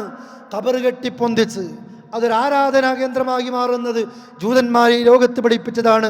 അതുകൊണ്ടാണ് ഇമാം ഷാഫി റഹ്മത്തുള്ളാഹി അലൈഹി പറഞ്ഞത്, വഖദ് റഅയ്തു മിനൽ ഉലാത്തി മൻ യഹ്ദറു ബിമക്ക മാ യുബ്നാ ഫീഹാ ഫലം അറൽ ഫുഖഹാ യുഈബൂന ദാലിക ഫഇൻ കാനത്തുൽ ഖുബൂർ ഫിൽ അർദ് എന്ന് പറഞ്ഞ അദ്ദേഹം ഇങ്ങനെ തുടരുകയാണ്. ഞാൻ കാണുകയാണ്, വഖദ് റഅയ്തു, ഇമാം ഷാഫി പറയാ, ഞാൻ എൻ്റെ കണ്ണുകൊണ്ട് കാണുകയാണ് മക്കത്തെ ഭരണാധികാരികൾ ഉയർന്നു നിൽക്കുന്ന ഒരുപാട് ഖബറുകളെ തട്ടിപ്പൊളിക്കുന്നത് ഞാൻ കണ്ടിട്ടുണ്ട്. ആ സമയത്ത് മക്കത്തെ ഭരണാധികാരികൾ മക്കയിൽ പണ്ടുണ്ടായിരുന്ന പലരും നിർമ്മിച്ചു പോന്നിരുന്ന ഉയർന്നു നിൽക്കുന്ന ഖബറുകളെ അത് തെറ്റെന്ന് മനസ്സിലാക്കി പൊളിച്ചു നീക്കുന്ന മക്കത്തെ ഭരണാധികാരികളെ ഞാൻ കണ്ടിരുന്നു. എന്നിട്ടോ ഫലം അറൽ ഫുഖഹ, അന്നത്തെ പണ്ഡിതന്മാരെ ഞാൻ കണ്ടിട്ടില്ല അതിനെ അതിനെ എതിർക്കുന്നതായിട്ട്. ആരും അതിനെ ആക്ഷേപിച്ചിട്ടില്ല. എന്തുകൊണ്ട് ആക്ഷേപിച്ചിട്ടില്ല പ്രിയപ്പെട്ടവരെ? ഇസ്ലാമിൻ്റെ നിയമം ഖദ്റ ശിബിരിൻ, ഒരു ചാണാണ് ഉയർന്നു നിൽക്കേണ്ടത്. അതുകൊണ്ട് ഇമാം ഷാഫി വീണ്ടും പറഞ്ഞത്, ഞാൻ എനിക്കേറ്റവും ഇഷ്ടപ്പെടുന്നത് ഖബറിൽ ഭൂമിയിൽ നിന്ന് ഒരു ചാണോ അതിന് സമാനമായോ ഉയരുന്നതാണ് വഹിബ്ബുഹ, ഞാൻ ഏറ്റവും ഇഷ്ടപ്പെടുന്നത് എന്ന് ഇമാം ഷാഫി റഹ്മത്തുള്ളാഹി പഠിപ്പിക്കുന്നു. ഇമാം ഷാഫി ഇതാ പഠിപ്പിക്കുന്നത്. ഇമാം ഷാഫിയുടെ ആളുകളാണ് ഞങ്ങൾ, ഷാഫി മദ്ഹബിൻ്റെ ആളുകളാണ് ഞങ്ങൾ എന്ന് പറയുന്ന ആളുകളാ തങ്ങളുടെ നേതാവിനെതിരെ പോലും ഇന്ന് വിരോധാഭാസം എന്ന് പറയട്ടെ ചെയ്തുകൊണ്ടിരിക്കുന്നത്. അല്ലേ? ഇസ്ലാമിൽ നിന്ന് ബഹുദൂരം പിന്നിട്ട് പോകുന്നു, ഖബർ ഉയർത്തിപ്പോകുന്നു. ആ നിലക്ക് അവിടെ വന്ന് പ്രാർത്ഥിക്കുന്ന അവസ്ഥയിലേക്ക് എത്തുന്നു. ഇനി നോക്കൂ നിങ്ങൾ പ്രിയപ്പെട്ടവരെ, ഇത് പഴയ കാലത്ത് ഷാഫി മദ്ഹബിൽപ്പെട്ട KM മൊയ്തീൻകുട്ടി മൗലവി എന്ന് പറയുന്ന ഒരാൾ മയ്യത്ത് നമസ്കാരം എന്ന് എഴുതിയ ഒരു പുസ്തകമാണിത്. പണ്ട് കാലത്ത് ഈ ആളുകൾ പോലും, ഷാഫി മദ്ഹബ് അനുസരിച്ച് ജീവിക്കുന്ന ആളുകൾ പോലും ഈ പുസ്തകത്തിൽ പല നിരക്കുള്ള അബദ്ധങ്ങളുണ്ടെങ്കിലും ഖബറുമായി ബന്ധപ്പെട്ടുകൊണ്ട് അദ്ദേഹം പറയുകയാണ്, ഖബർ കെട്ടിപ്പടുക്കലും അതിന്മേൽ വീട് നിർമ്മിക്കലും തെറ്റാണ്.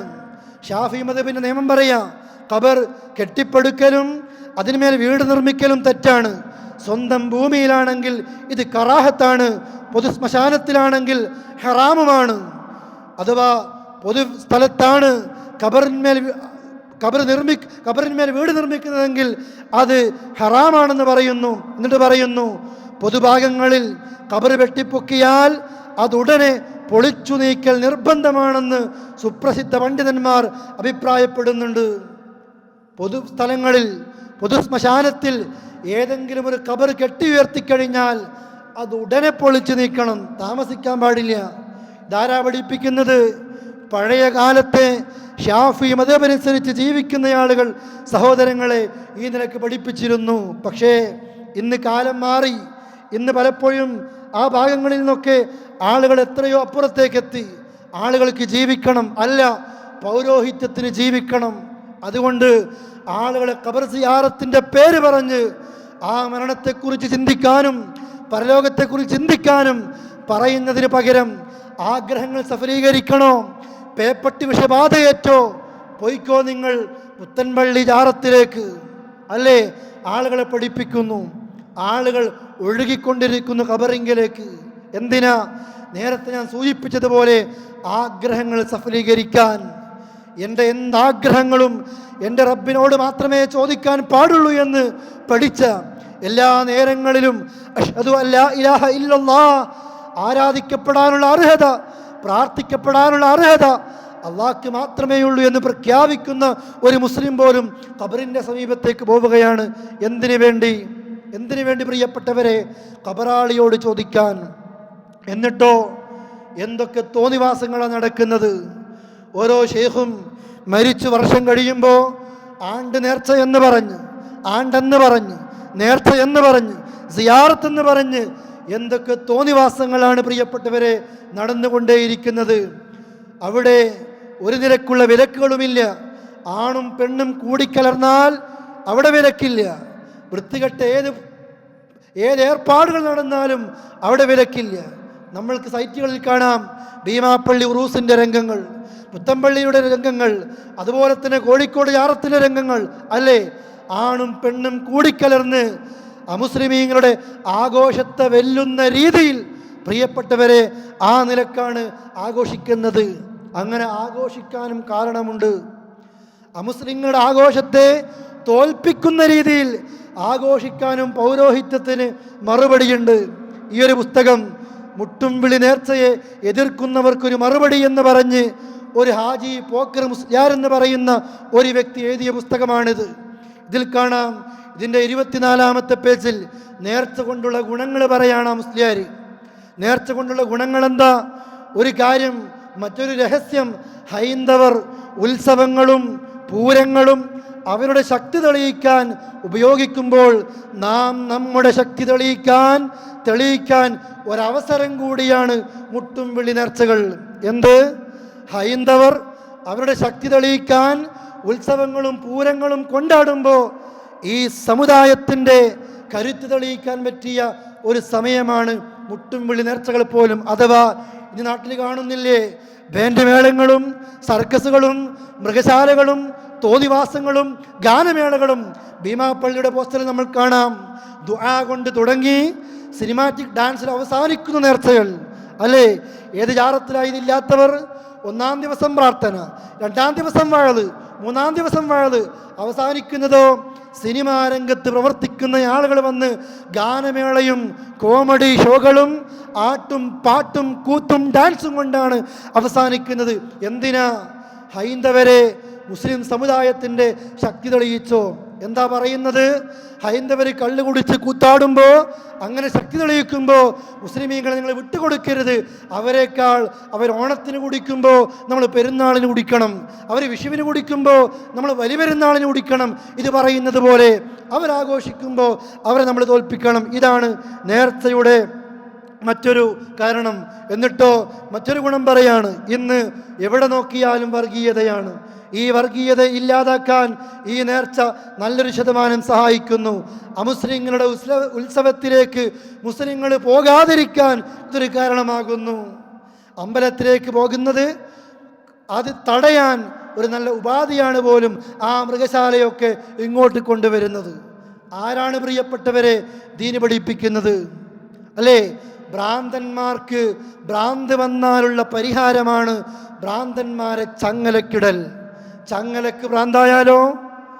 ദീനില്ലാത്തവർക്ക്, അറിവില്ലാത്തവർക്ക്, ദീന് പഠിപ്പിക്കേണ്ട ബാധ്യതയുള്ളവർ, അവർക്കിതുപോലത്തെ അസുഖം വന്നാലോ? അതാണ് പ്രിയപ്പെട്ടവരെ ഈ പുസ്തകത്തിൽ കാണാൻ കഴിയുന്നത്. അതുപോലെ നേർച്ചയ്ക്കുള്ള മറ്റൊരു ഗുണം എന്തെന്നറിയോ? ആയിരക്കണക്കിന് കച്ചവടക്കാർക്ക് ഉപജീവനത്തിന് പരിഹാരമാണ്. അതുകൊണ്ട് തന്നെ ആയിരക്കണക്കിന് ആളുകൾക്ക് ഇത് ഗുണം ലഭ്യമാകുന്നു. അല്ലേ? കച്ചവടക്കാർക്കാണിത് ഉപകാരം. അതിനേക്കാൾ അപ്പുറം ഈ മുസ്ലിയാർ ഇസ്ലാം പഠിപ്പിക്കാത്ത ഈ നിലക്കുള്ള ഖബറുമായി ബന്ധപ്പെട്ട തോന്നിവാസങ്ങൾക്ക് ഒരു ന്യായം പറയുന്നത്, ജാതി മത ഭേദമന്യേ ആഘോഷിക്കുന്ന ഈ നേർച്ച ദിവസങ്ങളിലേക്ക് അന്യനാടുകളിൽ നിന്നും സംസ്ഥാനങ്ങളിൽ നിന്നും വിവിധ കച്ചവടക്കാർ, മരണക്കിണർ, സർക്കസ്, മൃഗശാല, ഊഞ്ഞാൽ തുടങ്ങിയ വിവിധ പ്രദർശനക്കാരും എത്തുന്നു.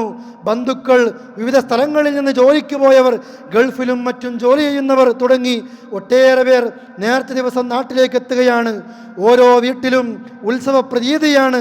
നേർച്ച ദിവസങ്ങളിൽ അരങ്ങേറലും മധുരപലഹാരങ്ങൾ വിൽപ്പനക്കാരും, വള വിൽപ്പനക്കാരും, കളിക്കോപ്പ് വിൽപ്പനക്കാരും, ബലൂൺ വിൽപ്പനക്കാരും, പൊരി വിൽപ്പനക്കാർ, കൈനോക്കുന്നവർ, അങ്ങനെ കുറത്തികൾ, ഇങ്ങനെ സമൂഹത്തിൻ്റെ വിവിധ മേഖലകളിൽ ജീവിക്കുന്നവർക്ക് അവരുടെ ഒരു ഉപജീവിതം നിലനിർത്തുവാൻ വലിയ ഒരു അനുഗ്രഹമായി തീരുന്നു. അപ്പോൾ ഇതെല്ലാം ഹറാമാണെന്ന് വാദിക്കുന്നവരുടെ ചിന്ത മരവിച്ചിരിക്കുകയാണ്. അല്ലേ? മരവിച്ചിരിക്കുന്നു. നേർച്ചക്ക് ഹാജി പോക്കർ മുസ്ലിയാർ 2 ഡിഗ്രിയുണ്ട്.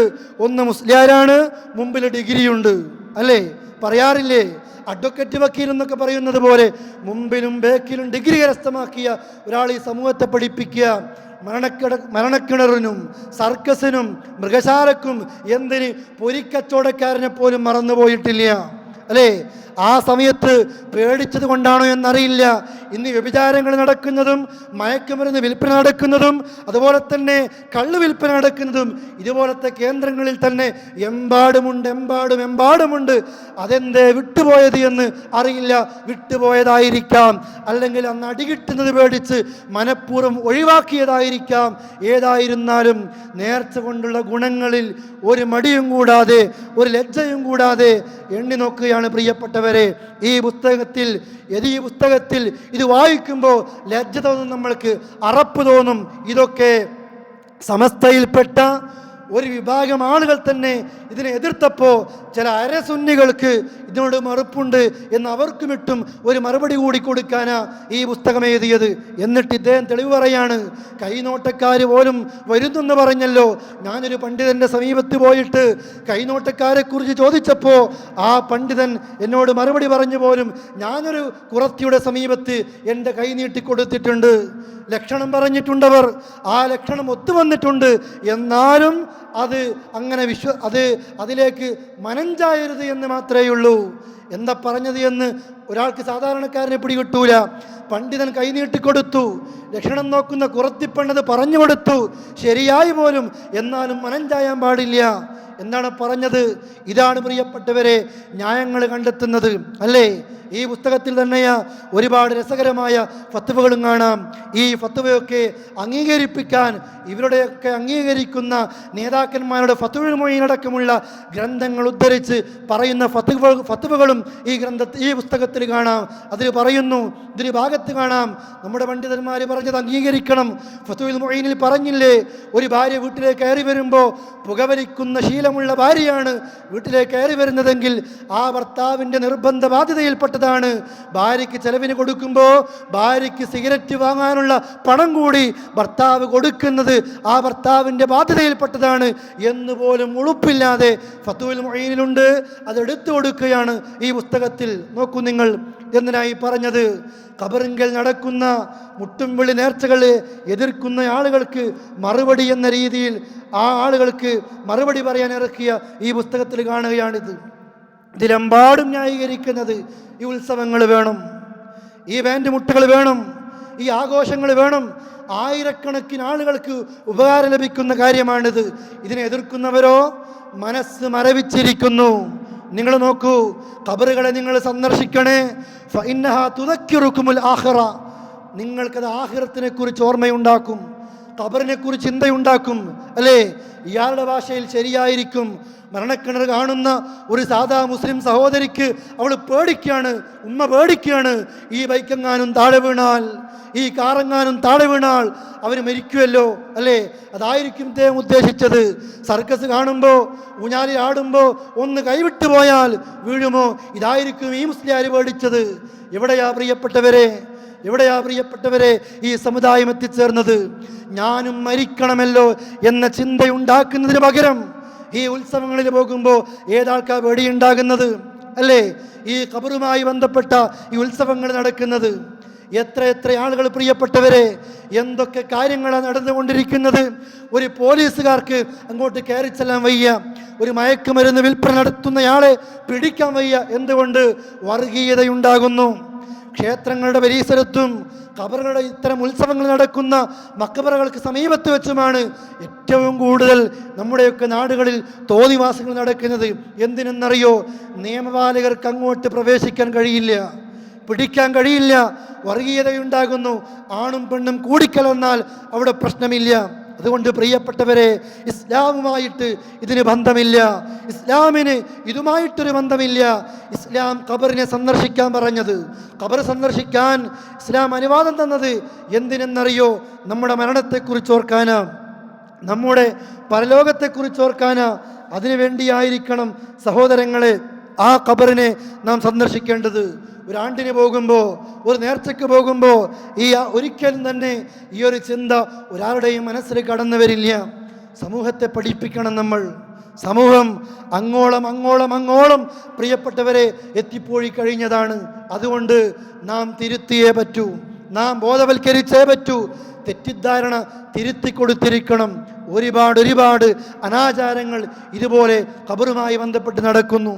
ഓരോ നാടുകളിലും ഓരോ രീതിയിലാണ്, ഓരോ ജില്ലയിലും ഓരോ രീതിയിലാണ്. കോഴിക്കോട് ഇടിയങ്ങര പള്ളിയിൽ അപ്പവാണിപ നേർച്ച കാണാം. ആ അപ്പവാണിപ നേർച്ച, അതിൽ നിന്ന് കിട്ടുന്ന വരുമാനം കൊണ്ട് നന്ദിയിലെ ഒരു കോളേജ് നടക്കുന്നു, അല്ലേ? എന്താണ് അപ്പവാണിപ നേർച്ച? അവിടെ മരിച്ച ശൈഖിൻ്റെ ജാറത്തിലേക്ക്, ഖബറിങ്കിലേക്ക് ആളുകൾ എന്താ കൊടുക്കുന്നത്? കണ്ണിന് അസുഖം വരുമ്പോൾ കണ്ണിൻ്റെ കോലത്തിലപ്പം, കാലിൻ്റെ കോലത്തിലപ്പം, കൈയിൻ്റെ കോലത്തിലപ്പം, അല്ലേ? കയ്യപ്പവും മൂക്കപ്പവും കണ്ണപ്പവും ഉണ്ടാക്കി അങ്ങോട്ടേക്ക് പോവുകയാണ്. എന്തേ? അതുപോലെ തന്നെ മടവൂര് ശൈഖിൻ്റെ ജാറത്തിലേക്ക് ആളുകൾ എന്തിനാ പോകുന്നത്? ക്യാൻസർ ബാധിക്കുമ്പോൾ അങ്ങോട്ടേക്ക് പോവുകയാണ്. വിസയില്ലേ, ഇന്ന ജാറത്തിലേക്ക് പോയിക്കോ. ഗൾഫിൽ പോയി തൊഴിലില്ലേ, ഇന്ന ജാറത്തിലേക്ക് പോയിക്കോ. അല്ലേ? ഈ നിലക്ക് പ്രിയപ്പെട്ടവരെ, ഖബറുമായി ബന്ധപ്പെട്ട് ആഗ്രഹങ്ങൾ സഫലീകരിക്കാനാ ആളുകൾ പോകുന്നത്. ഖബറിൻ്റെ സമീപത്തുള്ള ഒരു ഭണ്ഡാരം. നമ്മൾ ഉഹുദീങ്ങളുടെ ഖബർ കണ്ടു, മുത്ത് റസൂലുള്ളാഹിന്റെ ഖബർ കണ്ടു, സ്വഹാബത്ത് ഖബറടക്കപ്പെട്ട മദീനത്ത് ബഖീൽ അർഖദ് കണ്ടു. അവിടെ എങ്ങാനും ഒരു ഭണ്ഡാരം വെച്ചാൽ ഈ രാജ്യം പെട്രോൾ വിൽക്കേണ്ടതില്ല, ഈ രാജ്യം മറ്റൊരു വരുമാനം ആശ്രയിക്കേണ്ടതില്ല. ലോകത്തുള്ള മുസ്ലിമീങ്ങൾ കോടിക്കണക്കിന് റിയാലുകൾ അവിടെ കൊടുക്കും. പക്ഷെ എന്തുകൊണ്ടില്ല പ്രിയപ്പെട്ടവരെ, എന്തുകൊണ്ടില്ല? ഇസ്ലാമിൽ ആ നിലക്കുള്ള ഭണ്ഡാരങ്ങൾ ഇസ്ലാം പഠിപ്പിച്ചിട്ടില്ല. ഒരു ഷെയ്ഖിൻ്റെ ജാറത്തിൻ്റെ സമീപം ഒരു ഭണ്ഡാരം, അല്ലേ? നമ്മളും ചിന്തിക്കണം, നമ്മുടെ നാടിലൊക്കെ ഇതൊക്കെ നടക്കുന്നത് ഇതിനു വേണ്ടി തന്നെയാണ്. ഖബറിൻ്റെ സമീപത്ത് ഒരു കൊല്ലം ഈ ഭണ്ഡാരമൊന്ന് എടുത്തു മാറ്റിയാൽ മതി. കമ്മിറ്റിക്കാർക്ക് പിന്നെ ഉത്സവങ്ങൾ കൊണ്ടു നടക്കാൻ ഒരു താല്പര്യവും ഉണ്ടാകില്ല. ഇന്നോ ജാറമുള്ള പള്ളി കമ്മിറ്റിയിൽ അടിയാണ്, നെറുക്കെടുപ്പാണ്, പ്രശ്നങ്ങളാണ്. കമ്മിറ്റി മാറുമ്പോൾ കുടുംബക്കാർ പറയുന്നു ഈ വ്യക്തി ഞങ്ങളുടെ കുടുംബത്തിൽപ്പെട്ടതാണ്. പള്ളി കമ്മിറ്റിക്കാർ പറയുന്നു അല്ല, ഞങ്ങളാണ് ഇതിനെ വളർത്തിയത്. അല്ലേ? സംഘടനക്കാർ പിരിയുമ്പോൾ അടിയാകുന്നു. ഒരു വ്യക്തിയുടെ ഖബർ തന്നെ, ഒരു വ്യക്തിക്ക് തന്നെ 2 ഖബറുകൾ. എന്തിനാ? ഒരു സംഘടനക്കാർക്ക് വേണ്ടി അവിടെ ഒരു മക്ബറ, ഇപ്പുറത്ത് ഇവിടെ ഒരു മക്ബറ മടവൂരിൽ കാണാം. അല്ലേ? എന്തിന് പ്രിയപ്പെട്ടവരെ? തർക്കമാണ്, ദുനിയാവിൻ്റെ പേരുള്ള തർക്കം. ചില ഖബറുകളിൽ ഇവർ തന്നെ പറയാറുണ്ട്, ചില ഖബറുകളിൽ ആണോ പെണ്ണോ എന്നറിയില്ല, ചില ഖബറുകളിൽ മുസ്ലിമെന്നോ കാഫിറെന്നോ അറിയില്ല, ചില ഖബറുകളിൽ മനുഷ്യരാണെന്ന് പോലും അറിയില്ല. ഇന്ന് മുസ്ലിമീങ്ങൾ ആഗ്രഹങ്ങൾ സഫലീകരിക്കാൻ പോകുന്ന മുനമ്പത്ത് ബിയുടെ ജാറം, ആ ജാറത്തിനെ കുറിച്ച്, ആ ജാറത്തിൻ്റെ സമീപത്ത് വെച്ച് വിൽക്കുന്ന ഒരു കച്ചവടക്കടയിൽ നിന്ന് പ്രിയപ്പെട്ടവരെ, ഒരു പീടികയിൽ നിന്ന് വിൽക്കുന്ന പുസ്തകത്തിൽ കാണാം, ഈ ബീവിയെക്കുറിച്ച് എന്താ ഊരറിയില്ല, പേരറിയില്ല. ഏതോ ഒരു പെണ്ണ് ആ കടപ്പുറത്ത് വന്നടിഞ്ഞതാണ്. മുസ്ലിമാണെന്നറിഞ്ഞൂടാ, കാഫിറാണെന്നറിഞ്ഞൂടാ. ആ നാട്ടുകാർ ഒന്നും അറിയാതെ അതിനെ മറ്റൊരാളെ കൊണ്ട് ഒന്ന് മണ്ണിനടിയിലേക്ക് താഴ്ത്തി. ആരോ സ്വപ്നം കണ്ടു. പല ഖബറും അങ്ങനെയാണ്, സ്വപ്നം കാണുമ്പോഴാണ് അതിങ്ങനെ ഉയർന്നു വരുന്നത്. അല്ലേ? എന്നിട്ടാ അങ്ങോട്ടേക്ക് പോകുന്നത്. സഹോദരങ്ങളെ, ഖബർ സിയാറത്തിനെ കുറിച്ച് നാം പഠിച്ചേ മതിയാകൂ. ഒരിക്കലും നമ്മൾ ഈ വിഷയത്തിനെതിരല്ല, മറിച്ച് ഞാൻ അവസാനിപ്പിക്കുകയാണ്. പറഞ്ഞു വരുന്നത്, ഖബർ ഒരു ചാണ് മാത്രമേ ഉയരാൻ പാടുള്ളൂ. അത് അമ്പിയാക്കൾക്കും അങ്ങനെയാണ്, സാധാരണക്കാർക്കും അങ്ങനെയാണ്, എല്ലാവർക്കും ഒരുപോലെയാണ്. ആ ഖബറിലേക്ക് പോകേണ്ടത് നമ്മളും ആളുകളോട് പറയണം, സഹോദരി സഹോദര, നീ ഞങ്ങളെ തെറ്റിദ്ധരിച്ചതാണ്, ഞങ്ങൾ ഖബറിങ്കിലേക്ക് പോകുന്നു, ഖബറാളിക്ക് പൊറുക്കണേ എന്ന് പറയാൻ, അല്ലാ എൻ്റെ ഉമ്മക്ക് പൊറുക്കണേ, എൻ്റെ ബാപ്പയ്ക്ക് പൊറുക്കണേ, എൻ്റെ സഹോദരിക്ക് പൊറുക്കണേ, സഹോദരന് പൊറുക്കണേ എന്ന് പറയാൻ. മറിച്ചോ ആ ഖബറിലുള്ളവരോട് പ്രാർത്ഥിക്കാൻ ഇസ്ലാം അത് വിലക്കിയിരിക്കുന്നു. നമ്മൾക്ക് പ്രാർത്ഥിക്കുമ്പോൾ നമ്മൾ കൈ ഉയർത്തുകയാണ്. എന്തിനാ? മുകളിലുള്ള റബ്ബിനോടാ നമ്മൾ ദുആ ചെയ്യുന്നത്. അതൊരിക്കലും മണ്ണിനടിയിലേക്ക് പ്രിയപ്പെട്ടവരെ താഴാൻ പാടില്ല. അങ്ങനെ ചെയ്താൽ, സംഭവിച്ചാൽ, ഒരു സമയത്തെങ്ങാനും സംഭവിച്ചാൽ നമ്മുടെ അമലുകൾ ബാത്തിലായി പോകും, എല്ലാ കാലത്തും നരകത്തിലേക്ക് കടക്കേണ്ടി വരും. അതുകൊണ്ട് സഹോദരങ്ങളെ, അടിയുറച്ചുകൊണ്ട് റബ്ബിനോട് മാത്രം ദുആ ചെയ്യുന്നവരായി ആ നിലക്ക് നമ്മൾ മാറുക. ആരോടുമുള്ള വാശിക്ക് വേണ്ടി, വൈരാഗ്യത്തിന് വേണ്ടിയല്ല ഇത് പറയുന്നത്. ഈ ആദർശം നിങ്ങളെ പഠിപ്പിക്കാതെ വയ്യ. പല കാര്യങ്ങളും ഈ പള്ളിയിൽ വെച്ച് നിങ്ങളെ പഠിപ്പിച്ചു കഴിഞ്ഞു. എപ്പോഴാണ് നമ്മുടെ നാട്ടിലേക്ക് നമ്മൾ യാത്രയാകുന്നത് എന്നറിയില്ല. യാത്രയാകുന്നതിന് മുമ്പ് ഇസ്ലാമിൽ നമ്മുടെ അടിസ്ഥാനപരമായ വിശ്വാസകാര്യങ്ങളെക്കുറിച്ച് നമ്മൾ പഠിക്കണം. അതിനുവേണ്ടിയാണ് ഈ വിഷയം നിങ്ങളെ ഓരോന്നോരോന്നായി നിങ്ങളെ പഠിപ്പിക്കുന്നത്. പൊതുവെ ഒന്നുകൂടി അവസാനിപ്പിക്കുന്നതിന് മുമ്പ് സൂചിപ്പിക്കാനുള്ളത്, ഈ വിശ്വാസപരമായ അനാചാരങ്ങളെക്കുറിച്ചും ആചാരങ്ങളെക്കുറിച്ചും എന്തെങ്കിലും സംശയങ്ങളുണ്ടെങ്കിൽ പ്രിയപ്പെട്ടവരെ, ഇന്ന് നിങ്ങൾക്ക് സംശയങ്ങളുണ്ടെങ്കിൽ ഈ ക്ലാസ് കഴിഞ്ഞ് നിങ്ങളെന്നോട് പറയണം, അത് ചോദിക്കണം. ഇൻഷാ അല്ലാഹ് അടുത്ത ക്ലാസ്സിൽ ആ സംശയത്തിന് ഉത്തരം നൽകുന്നതായിരിക്കും. അങ്ങനെയാണ് ക്ലാസ് മുന്നോട്ടേക്ക് പോകാൻ ഞാൻ ആഗ്രഹിക്കുന്നത്. നിങ്ങൾ സഹകരിക്കുക. എത്രയോ ആളുകൾക്ക് പരിചയമുള്ളവരുണ്ട്, ക്ലാസ്സിന് പങ്കെടുക്കാത്തവരുണ്ട്. അവരെ കൂടി നിങ്ങളിതിലേക്ക് വരുത്താനും കൊണ്ടുവരാനും ശ്രദ്ധിക്കുക. അതുപോലെ തണുപ്പിൻ്റെ സമയമാണ്, തണുപ്പ് ആരംഭിച്ചു കഴിഞ്ഞു. 8 മണിക്ക് തന്നെ ഞങ്ങൾ എത്തിയിട്ടുണ്ട്. 8 മണിക്ക് തന്നെ എല്ലാവരും ക്ലാസ്സിലേക്ക് എത്താൻ ശ്രദ്ധിക്കുക. 6:30 ഇശാ നമസ്കാരം കഴിയുന്നുണ്ട്. 8 മണിക്ക് ആരംഭിച്ച് 9 മണിക്ക് പ്രിയപ്പെട്ടവരെ നമുക്ക് അവസാനിപ്പിക്കാം.